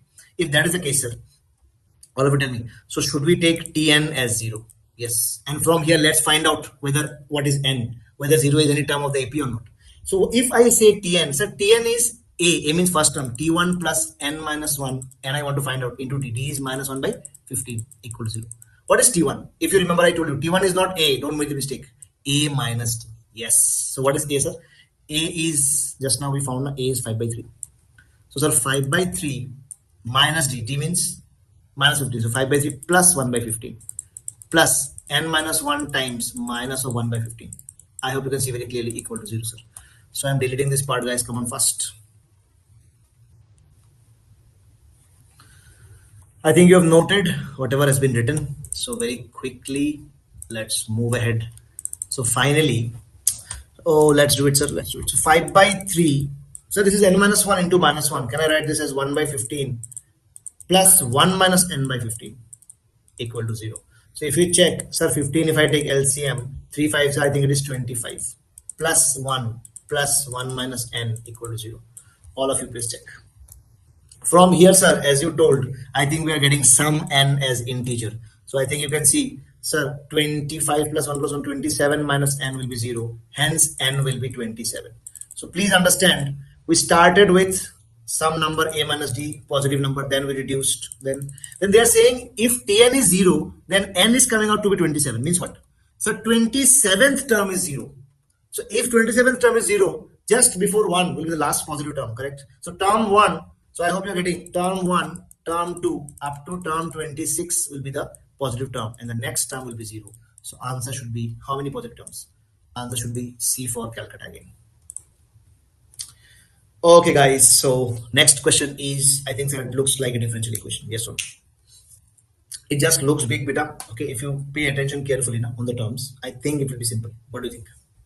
Please pay attention. They're saying log of cos y whole square. Please understand, not log cos y, not only log cos y square, log of cos y whole square into cos y dx, 1 plus 3x log of cos y again base e into sin y dy. Okay. I think you can see very clearly, sir, I think cos y is here. Okay, fine. Let's see anything if happens. So cos y into log of cos y whole square into dx. Correct now? Minus. Okay, sir, got it. So what we can do, minus of let's say one I am separating first. Okay, minus sin y dy minus 3x log of cos y. Okay, beta, 3x log of cos y into sin y dy equal to 0. Okay, sir, got it. So now what we can see, sir, this I can see cos y here also. Okay, yes, and here also. Okay, so sir, if I divide by this entire expression, if you divide, what happens? Let's see. Or let's say, let's see. Okay, let's divide and see.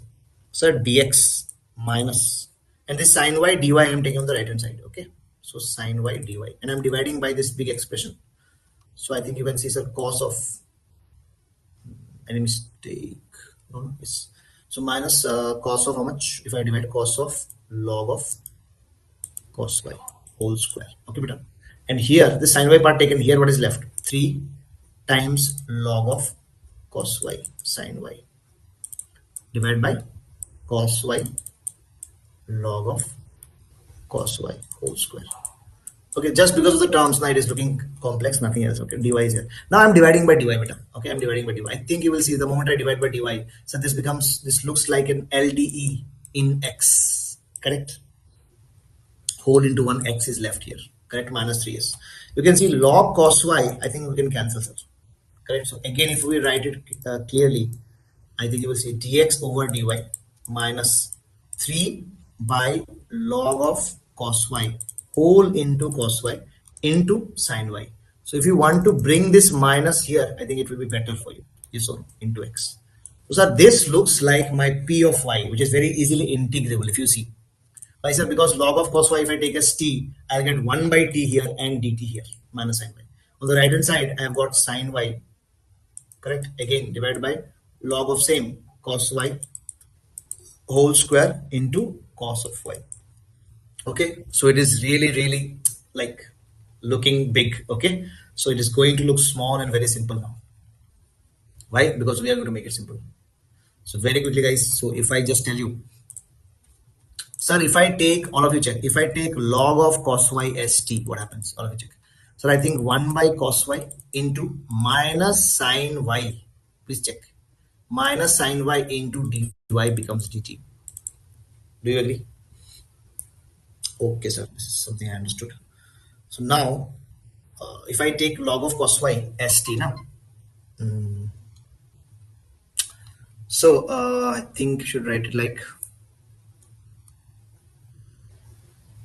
dx by dy na?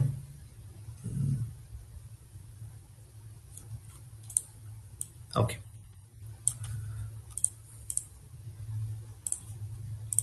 Okay, so dx by dy becomes this now. I think okay, no need to write t also now. Okay, we can just keep it like so. No problem. So our no need to write t because we have written this much only now. We're not writing t. Okay. I think from here, sir, can we call it p of y? All of you check. This is p of y. Yes, sir. This is looking like q of y. Easy. Yes. So our if, let's write if. If will be some e to the power integral. Please check. So 3 times integral minus sin y. Everybody, dy divided by log of cos y into cos y. So I think you can clearly see that e to the power 3 times this happens to be, if I take log cos y st, this comes out to be 1 by cos y, same thing. So this comes out to be what? Integral what? Minus, are you getting now? 1 by, just now we told log of cos y, if I take as t, so 1 by cos y and minus sin by dy will become only dt. So dt upon t. Do you agree that this looks at e to the power 3 ln t, which becomes t cube finally. Clear? Yes. So integrating factor is your t cube. T means what? So your if finally becomes t was your log of cos y. So log of cos y whole cube. Clear? Yes. Got it, beta? So finally, here can I take it? Okay, I'm writing this directly. This really lack of space, beta. Okay, so I'm trying to write here only. So finally, I can write sir x into integrating factor equal to, this is qy into what? If that is log of cos y whole cube. Clear? So log of cos y whole square and cube will cancel each other. So finally we have log of cos y again by cos y beta into sin y, correct, dy. So here if you see that, I'm deleting this portion to make up space here. Okay, so now if we see that, what will happen?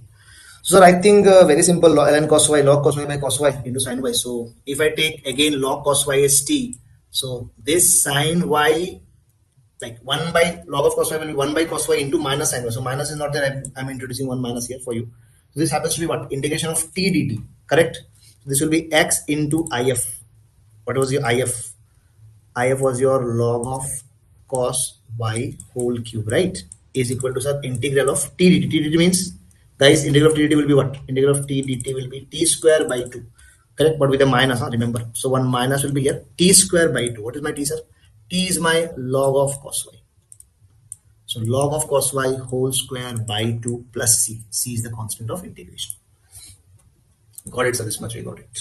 Okay, so now do you see, sir, I think one data is given, x pi by 3. X pi by 3 means, sir, if y is pi by 3, this is x. Means if I put pi by 3, so I think x is 1 by 2 log 2. Sir, pi by 3 means cos of pi by 3 is how much? So cos of pi by 3 is half. Half means log of half means minus of log 2 beta whole cube equal to minus of. This is again cos y is cos of is how much? Cos of pi by 3 is half. So log of half is again minus of log 2. But if I square it, doesn't matter. So log of 2 whole square by 2. Clear? Are you getting on? I think you're getting. So I think log 2, correct? And if I take this log 2 and if I cancel it, I get log 2 whole square, but one minus is also there. This minus will come out, correct? So finally I get what? Minus of log 2 whole square by 2 equal to minus of log 2 whole square by 2, correct? Plus c. So I think this will cancel each other and c we will get eventually at 0. Clear, beta? So finally our equation, guys, I'm deleting this part again. I hope you are noting it. So c is coming out to be 0. Okay, so this parts I'm again removing. So our final equation reduces to what? Check. So our final equation reduces to, sir, I think x times log of cos y whole cube is equal to minus of log of cos y whole square, clear, divided by 2 plus c is 0, correct? So this is my final equation. So now what they're asking x of pi by 6, means in place of pi by 6, in place of pi by in place of y, if I put pi by 6, this will come out to be log of root 3 by 2 whole cube, happens to be minus of log of root 3 by 2 whole square by 2, correct? So I think you can see, sir, log of root 3 by 2 square and cube will cancel each other. I mean, one log of root 3 by 2 will be left, and x will be what? Minus of 1 by twice of log of this log of root 3 by 2. I am transferring to the right hand side denominator. So log of root 3 by 2. Clear, beta? So I think, sir, can I write this as, you can see finally x is written in the form of 1 by log of m minus log of n, means we should also try to write like this. So the minus 1 was here, yes. So log of root 3 I will write first, sir, minus log of 2. But sir, if I adjust this one, I think we have to write, how we have to write the denominator, minus 1 by twice of log of beta 2 minus twice of log of this minus 1 I'm adjusting. I'm sorry. Space. Come on, guys. So this minus we are adjusting up. If we adjust this minus beta, how much? 1 upon how much? I think 2 log 2 minus 2 log root 3, sir. Clear, beta? So that is your x. So I think you can see very clearly, sir, the only thing that is left to write is in terms of log of m minus log of n. So with this 2 I can take it to the power. Finally, x comes out to be what? 1 upon log of 2 log 2 becomes log 4 minus 2 log root 3 becomes log of root 3 square, that is log of 3. So log m minus log n we have expressed. So m is 4 and n is how much? 3. And they're looking, and they're saying m and n should be co-prime now. Yes, m and n are co-prime, and they're looking for the product. So m and should be 12. So that is your first integer type question. Answer is 12. I hope you got it, beta. Let's move ahead fast. This is a very simple question, I think, the next one. Mean age of 25 teachers in a school is 40 years. Mean age means what? So mean age means always sigma xi by n. Correct? Is equal to 40. What is the answer? N is the number of observations. Here, I have 25 teachers whose age is, like, age of the teacher is your xi. So n should be your number of teachers. Means sigma xi, I goes from, obviously, from 1 to 25. Divided by 25 is your 40. From here, do you see sigma xi can be written as, I think, 1000. Yes, if you multiply. Yes, sir. Then they're saying a teacher retires at the age of 60. One teacher whose age was 60, he retired. Means he left. Correct, beta? He left means what? So this is what? Sigma xi means what? Sum of age of all the teachers. So if one teacher is living at the age of 60, so now this sum will not be 1000 because somebody left. So 1000 minus 60, that is 940 is the new age of not 25, 24 teachers because one left. Correct, this much. Then they are saying, and a new teacher is appointed in his place. Means, so 24 teachers were there after the retirement, but then one more teacher came. So number of teachers now is 25.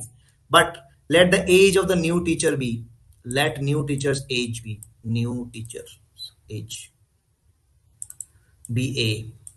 So the new teacher has come, so he will contribute to the total age now. Because earlier total age was 940 after retirement plus a, sir. So that is my total sum again. So that is your sigma xi again. Correct. So now they're saying, now if you see this is the total sum, and as because the number is still 25 because the person has come back, a new person has come. So this sigma xi by 25, if we do you agree? So sir, I think that should be equal to, sir, the mean age, the new mean age. I think x bar is the new mean. They're saying the new mean is how much? 39. So I think 39 should be equal to 940 plus a upon 25. So if you multiply, I think you will get how much? 13, 25, 40. I think 975 you will get. And we're looking for the age of the new teacher. So 975 minus 940 is the age of the new teacher. That is, new teacher's age is how much, beta? I think it's 35 years. Yes or no?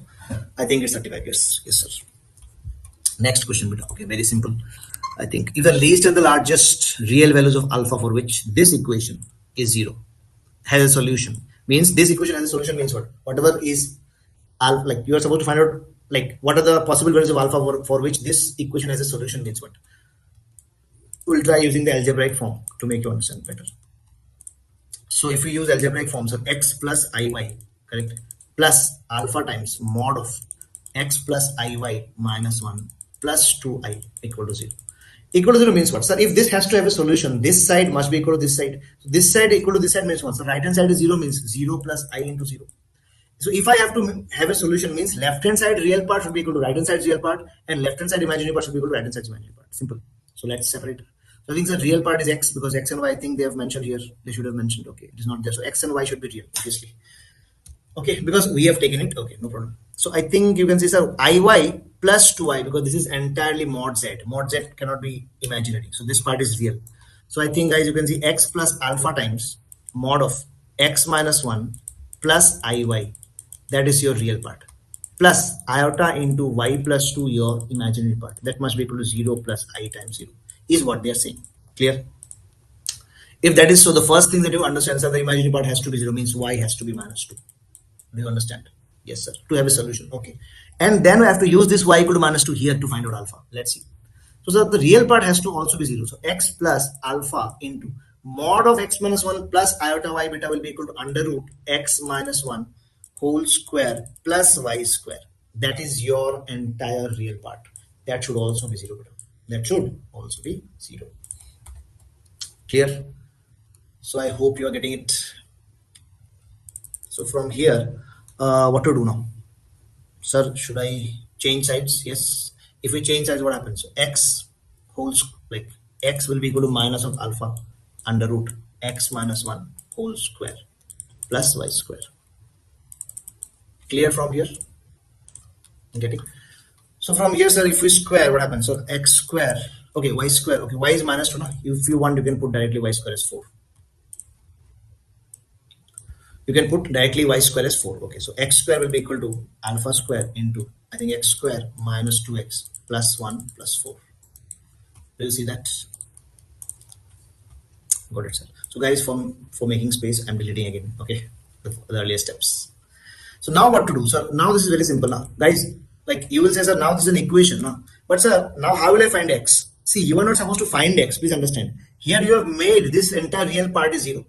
They are saying what will be alpha. It means x is real, right? If x is real, do you see? I think that this is going towards becoming a quadratic in x. Correct?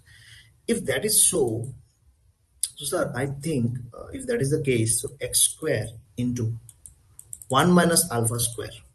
If I write, are you getting alpha square x square? Okay, here I am writing. So we are getting alpha square. Right hand side I'm writing alpha square x square minus 2 alpha square x plus 5 alpha square beta. If you see, so sir, okay, so x square, if I bring all the terms here, so 1 minus alpha square plus 2 alpha square x, correct? I have given minus 5 alpha square equal to 0. So this is my quadratic in x. As x is real, do you agree? Discriminant should be greater than equal to 0. So if we apply that, sir, 2 alpha square is my b. So 4 alpha power 4 after squaring minus 4 into 1 minus alpha square into how much? I think, sir, it will be minus 5 alpha square. Correct? Yes. So finally what we get? But I think we get, sir, can I cancel one 4 from here? Yes, you can. So greater than equal to 0. So if you want to cancel one 4 from here, I get alpha power 4. And if you want to take this minus here, so minus minus plus 4 I have cancelled outside. So 1 minus alpha square left into 5 alpha square. I think it's very, very simple from here. So sir, what to do now? Can I take alpha square as t? Please see, alpha is a real number, I think. Yeah. Yes, alpha is a real. Okay. So sir, alpha square I'm taking as t. So this happens to be t square plus 1 minus t whole into 5 times t greater than equal to 0. From here we get how much? So I think we get t square plus 5t minus 5t square greater than equal to 0. Clear, beta? So I think from here you can see very clearly. So from here, then what? Then what, sir? Then I think, sir, 5t square. Sorry, not 5. T square minus 5t square is minus 4t square. No, yes. Right hand side we are going. So 4t square. So t square minus 5t square is minus 4t square plus 5t. So that side, so 4t square minus 5t is less than equal to 0. I have taken terms to that side. So do you agree, sir? I think, sir, if I take one 4t common, t minus 5 by 4 less than equal to 0. So I think t is lying between 0 and 5 by 4. Correct, guys, or not? Obviously, t is alpha square. It means that alpha square will always be greater than equal to 0, should be less than equal to 5 by 4. Hence, alpha should be lying between what? Minus root 5 by 2 to plus root 5 by 2. Clear? So I think we got to the solution because, sir, minimum value of alpha will be minus of root 5 by 2 and maximum will be plus of root 5 by 2. Hence, what they're asking, they are saying P and Q are the least and greatest values. Means this is your P and this is your Q. Correct. So 4 times P square plus Q square. Very simple. So P square plus Q square will be how much? I think 5 by 4 plus 5 by 4. That will be how much? 10 by 4. And they are saying multiply with 4. So I think the answer should be 10. Yes or no? Yes, sir. Got it. Great. So I hope you understood beta. Let's go towards the end. We are almost towards the end. So one more question on integration. Indefinite has come. So fx is given as integral 5x power 8 plus 7x power 6 whole divided by x square plus 1 plus 2x power 7. I think now, yes. Whole square is given. Yes. So in such questions now, always try to manipulate because directly you cannot do anything. By parts also is very different kind of numbers. So always manipulate the integrand. And after that, read the information. F of 0 is given. Obviously, you understand that f of 0 equal to 0 is given to find out what? To find out the constant. And then they are asking for f of 1 is 1 by k. Clear? Okay. It means very simple. So first thing, what we can do? Always see if we can do something. So just try to manipulate. So I'm trying to take out x power 7 from the denominator. If I take out, I get x power 14 outside. Yes. And here, as I have taken x power 7, I'll be left out with 2. Plus, I have taken out 1. I mean, x power 7 will be 1 by x power 7. Clear? Yes. Plus, x power 7 has been taken out. So it will be 1 by x power 5. Clear? Whole square. In the denominator, I have 5x power 8. Numerator, I have 5x power 8 plus 7x power 6. Can I divide by x power 14? Both the numerators. Answer is yes. If we divide, sir, I think we get 5 into 1 by x power 6. Correct? 8 and 14. So can I write this as 5 into x power minus 6? Plus, if I divide x power 6 with x power 14, I get 7 by x power 8. That is 7 into x power minus 8. Whole divided by. So I think 1 by x power 7. Okay. I am writing this as x power minus 7. You will understand why. Plus x power minus 5 plus 2 whole square. The moment you see this, those who have done this kind of derivative and integration pair questions, you will understand. So x power minus 7 looks like if I take derivative, it will come out to be minus 7 into x power minus 8. But sir, it is plus here. But x power minus 5 I will do. I'll again get minus 5 x power minus 6. So if I take minus common, what will happen? It means, sir, if I take the moment I take x power minus 7 plus x power minus 5 plus 2st, do you see minus 7 x power minus 8 minus 5 x power minus 6. Okay, sir. And then if I take minus common, I think along with this, along with dx, I'm getting dt in the numerator directly. So do you see this part is vanishing? So I'm getting directly as dt upon t square, obviously with a minus. So sir, finally, dt upon t square is how much? Minus of 1 by t. So minus 1 by t. So I think we are getting how much? 1 by t. What was our t? T was x power minus 7 plus x power minus 5 plus 2 plus some constant k. Clear, beta? So now what we should do? So they are saying f of 0 is 0 to find out the constant, right? So let's do. So this is your fx. So sir, can I take LCM and write it better? I think that will be better, no? So f of x, if I take LCM, so 1 by, are you getting? So x power 7, please take LCM. X power 7 will go in the numerator. 1 plus x square, correct? Plus 2x power 7. Correct, no, beta? Yes, correct. So I think, sir, fx is this plus some constant c. So they are saying f of 0 is 0 means if I put x equal to 0, this side will become 0, this is also becoming 0 means c is 0. Simple. It means, sir, finally my fx contains no constant. That is, this is my fx. Clear? And they are saying what is f of 1? Please tell us. So you will say, no, f of 1 is very simple.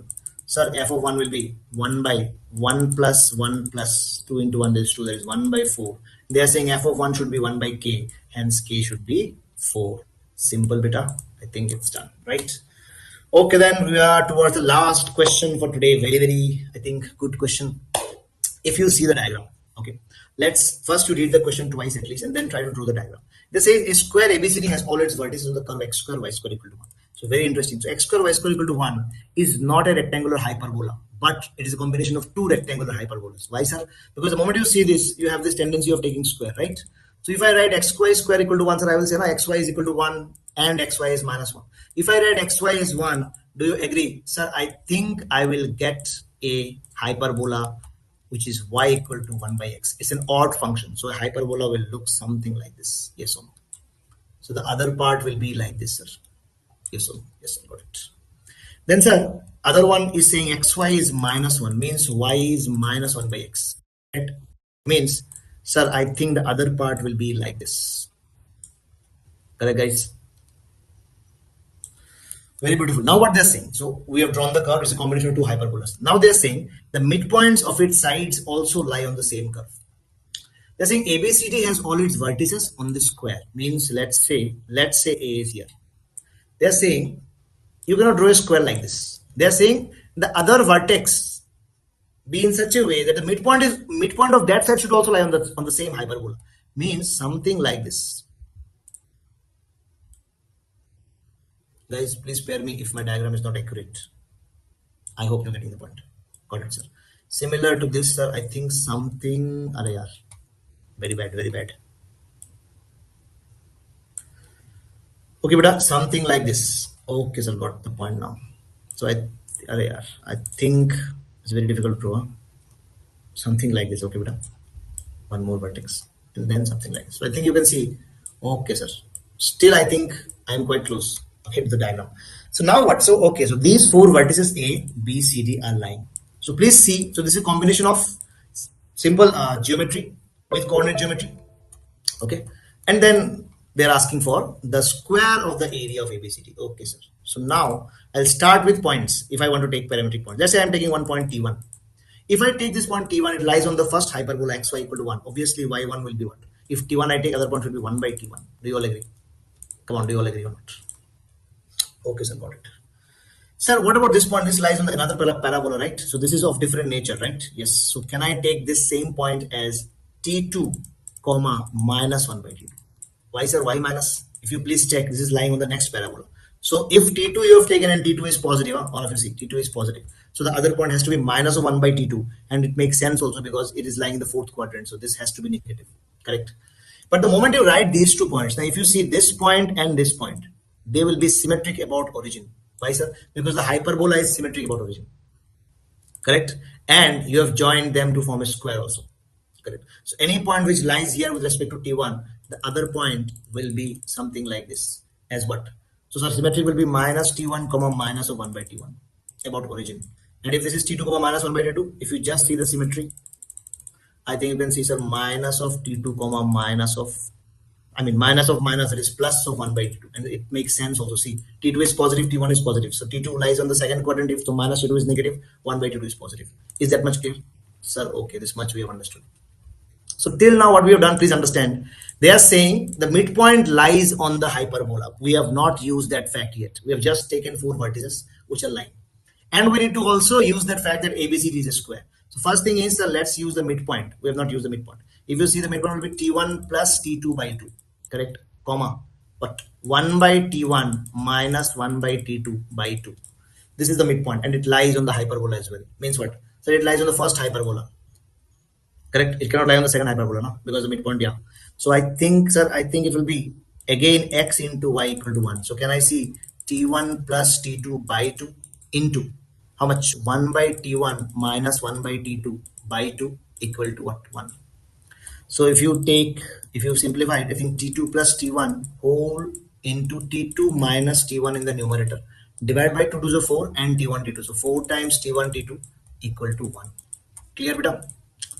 So after that, what we are getting, guys, please check. So this is a very important result. I think we'll be getting T2 square minus T1 square is equal to 4 times T1, T2. So this is the result that we got when we are talking about the midpoints which are lying there. It will be true for them also and them also. You can check. Okay. Okay, sir. So to make space, guys, I'm deleting these portions. Okay, please pause and note down. Okay. Okay, sir. So T2 square minus T1 square is this. So one thing, what I need to find out, if you pay attention, sir, I need to find out the length of AB, then I need to find out the square. It means basically I need to find out square, that is area of the square will be AB square, and then I will square it. Correct? This is my agenda. So first, let's see what is AB square. So AB square, we can see very clearly this will be distance formula T1 minus T2 whole square. Boys, yes, sir, and girls. Yes, sir. Plus 1 by T1 minus 1 by T2. This is 1 by T1 plus 1 by T2 whole square. Okay, that we'll find out. But so this idea, this step is only when the point lies in the midpoint. So midpoint is lying on the hyperbola. We have managed that. What about the square? Did we also use that ABCD is square? We have to use. So how we can use that? If you say, sir, I will take the slope of AB and slope of BC and I will put the slopes as product as -1. Will it make it a square? Because if, see, we have not used the sides to be equal. If this angle is 90, it can be rectangle also. Correct? It means this is not enough. So any other property which makes it definitely a square is, sir, diagonals will definitely meet at 90 of a square. Yes or no? If we do this much, that, okay, if we say diagonals bisect each other at 90, will it become a square? Because, sir, if this is T1, this is symmetrically located as -T1. So T1 plus -T1 is 0, means this origin is the midpoint. This means bisection is definitely happening. We just need to prove that this is 90. Means slope of OA and slope of OB. So MOA into MOB should be -1. So that will ensure that all four vertices are lying on a square. Correct? So I think you can see very clearly, sir, M of OA will be what? Y coordinate by X coordinate. This is 1 by T1 divided by T1 will be 1 by T1 square. So MOB will be again same. Y coordinate by X coordinate is minus of 1 by T2. Are you getting Y by X? So -1 by T2 into T2 -1 by T2 square. Are you getting now? Y coordinate by X coordinate. So now product, if I do 1 by T1 square into minus of 1 by T2 square, will come out to be -1. From here, T1 square, T2 square is coming out to be 1. From here, you can say T1, T2 as 1 also and -1 also. But if you pay attention, sir, this side, T1 and T2, correct, will either be on the both right side or both left side. So both the cases, they will be either both positive or both negative. So T1, T2 will be +1. So this is the main important point here. The moment we get this beta, question is over. How, sir? Because T1, T2 is 1, so this step will change into T2 square minus T1 square will be equal to 4 times T1, T2 is equal to 4. Correct? Okay, so I need to find out this. It means, sir, my length will be T1 minus T2 whole square. Plus, if you pay attention, this will be T2 plus T1 whole square by T1, T2 as LCM, which is 1. It means A minus B whole square plus A plus B whole square can be written as twice of T1 square plus T2 square. I hope you're getting A minus B whole square plus A plus B whole square will be twice of A square plus B square. Is that much clear? So I'm deleting the last portion, guys. So, sir, I need to find out twice of T1 square plus T2 square. Basically, but sir, I think one more equation I got now, this one. It is telling me T2 square minus T1 square is equal to 4. From here, I want to find out T1 square plus T2 square. Means this is A minus B given to me. I need to find out A plus B. I think very simple. Yes or no? So I think, sir, T2 square plus T1 square whole square can be written as what? Tell me. Can be written as T2 square minus T1 square whole square. That is A plus B whole square is A minus B whole square plus 4 times what? A times B. Your A and B are T1 square and T2 square. So this is 1, correct? So T2 square minus T1 square is 4. 4 square is 16 plus 4. Are you getting? Which is 20. Clear, beta? So T2 square plus T1 square will be how much? T2 square plus T1 square will be square root of 20. That is how much? I think 2 root 5. Clear? So, sir, I think AB square we got as 2 into this. That is 2 into 2 root 5. How much? So, guys, I am removing this and writing. Okay, finally, our AB square will be twice of T1 square plus T2 square. That is 2 root 5. So, I think it is 4 root 5. Correct? So, AB square is the area of the square, but we want the square of the area. So, I'll again square it. So, answer will be how much? 16 times 5. That is 80. So that's it, guys. I hope you enjoyed the session. I hope it was beneficial. I hope you understood everything. It was really enjoyable for me, and I wish you all the very best for your upcoming exams and for JEE Mains Attempt 1. Thank you. Thanks for watching.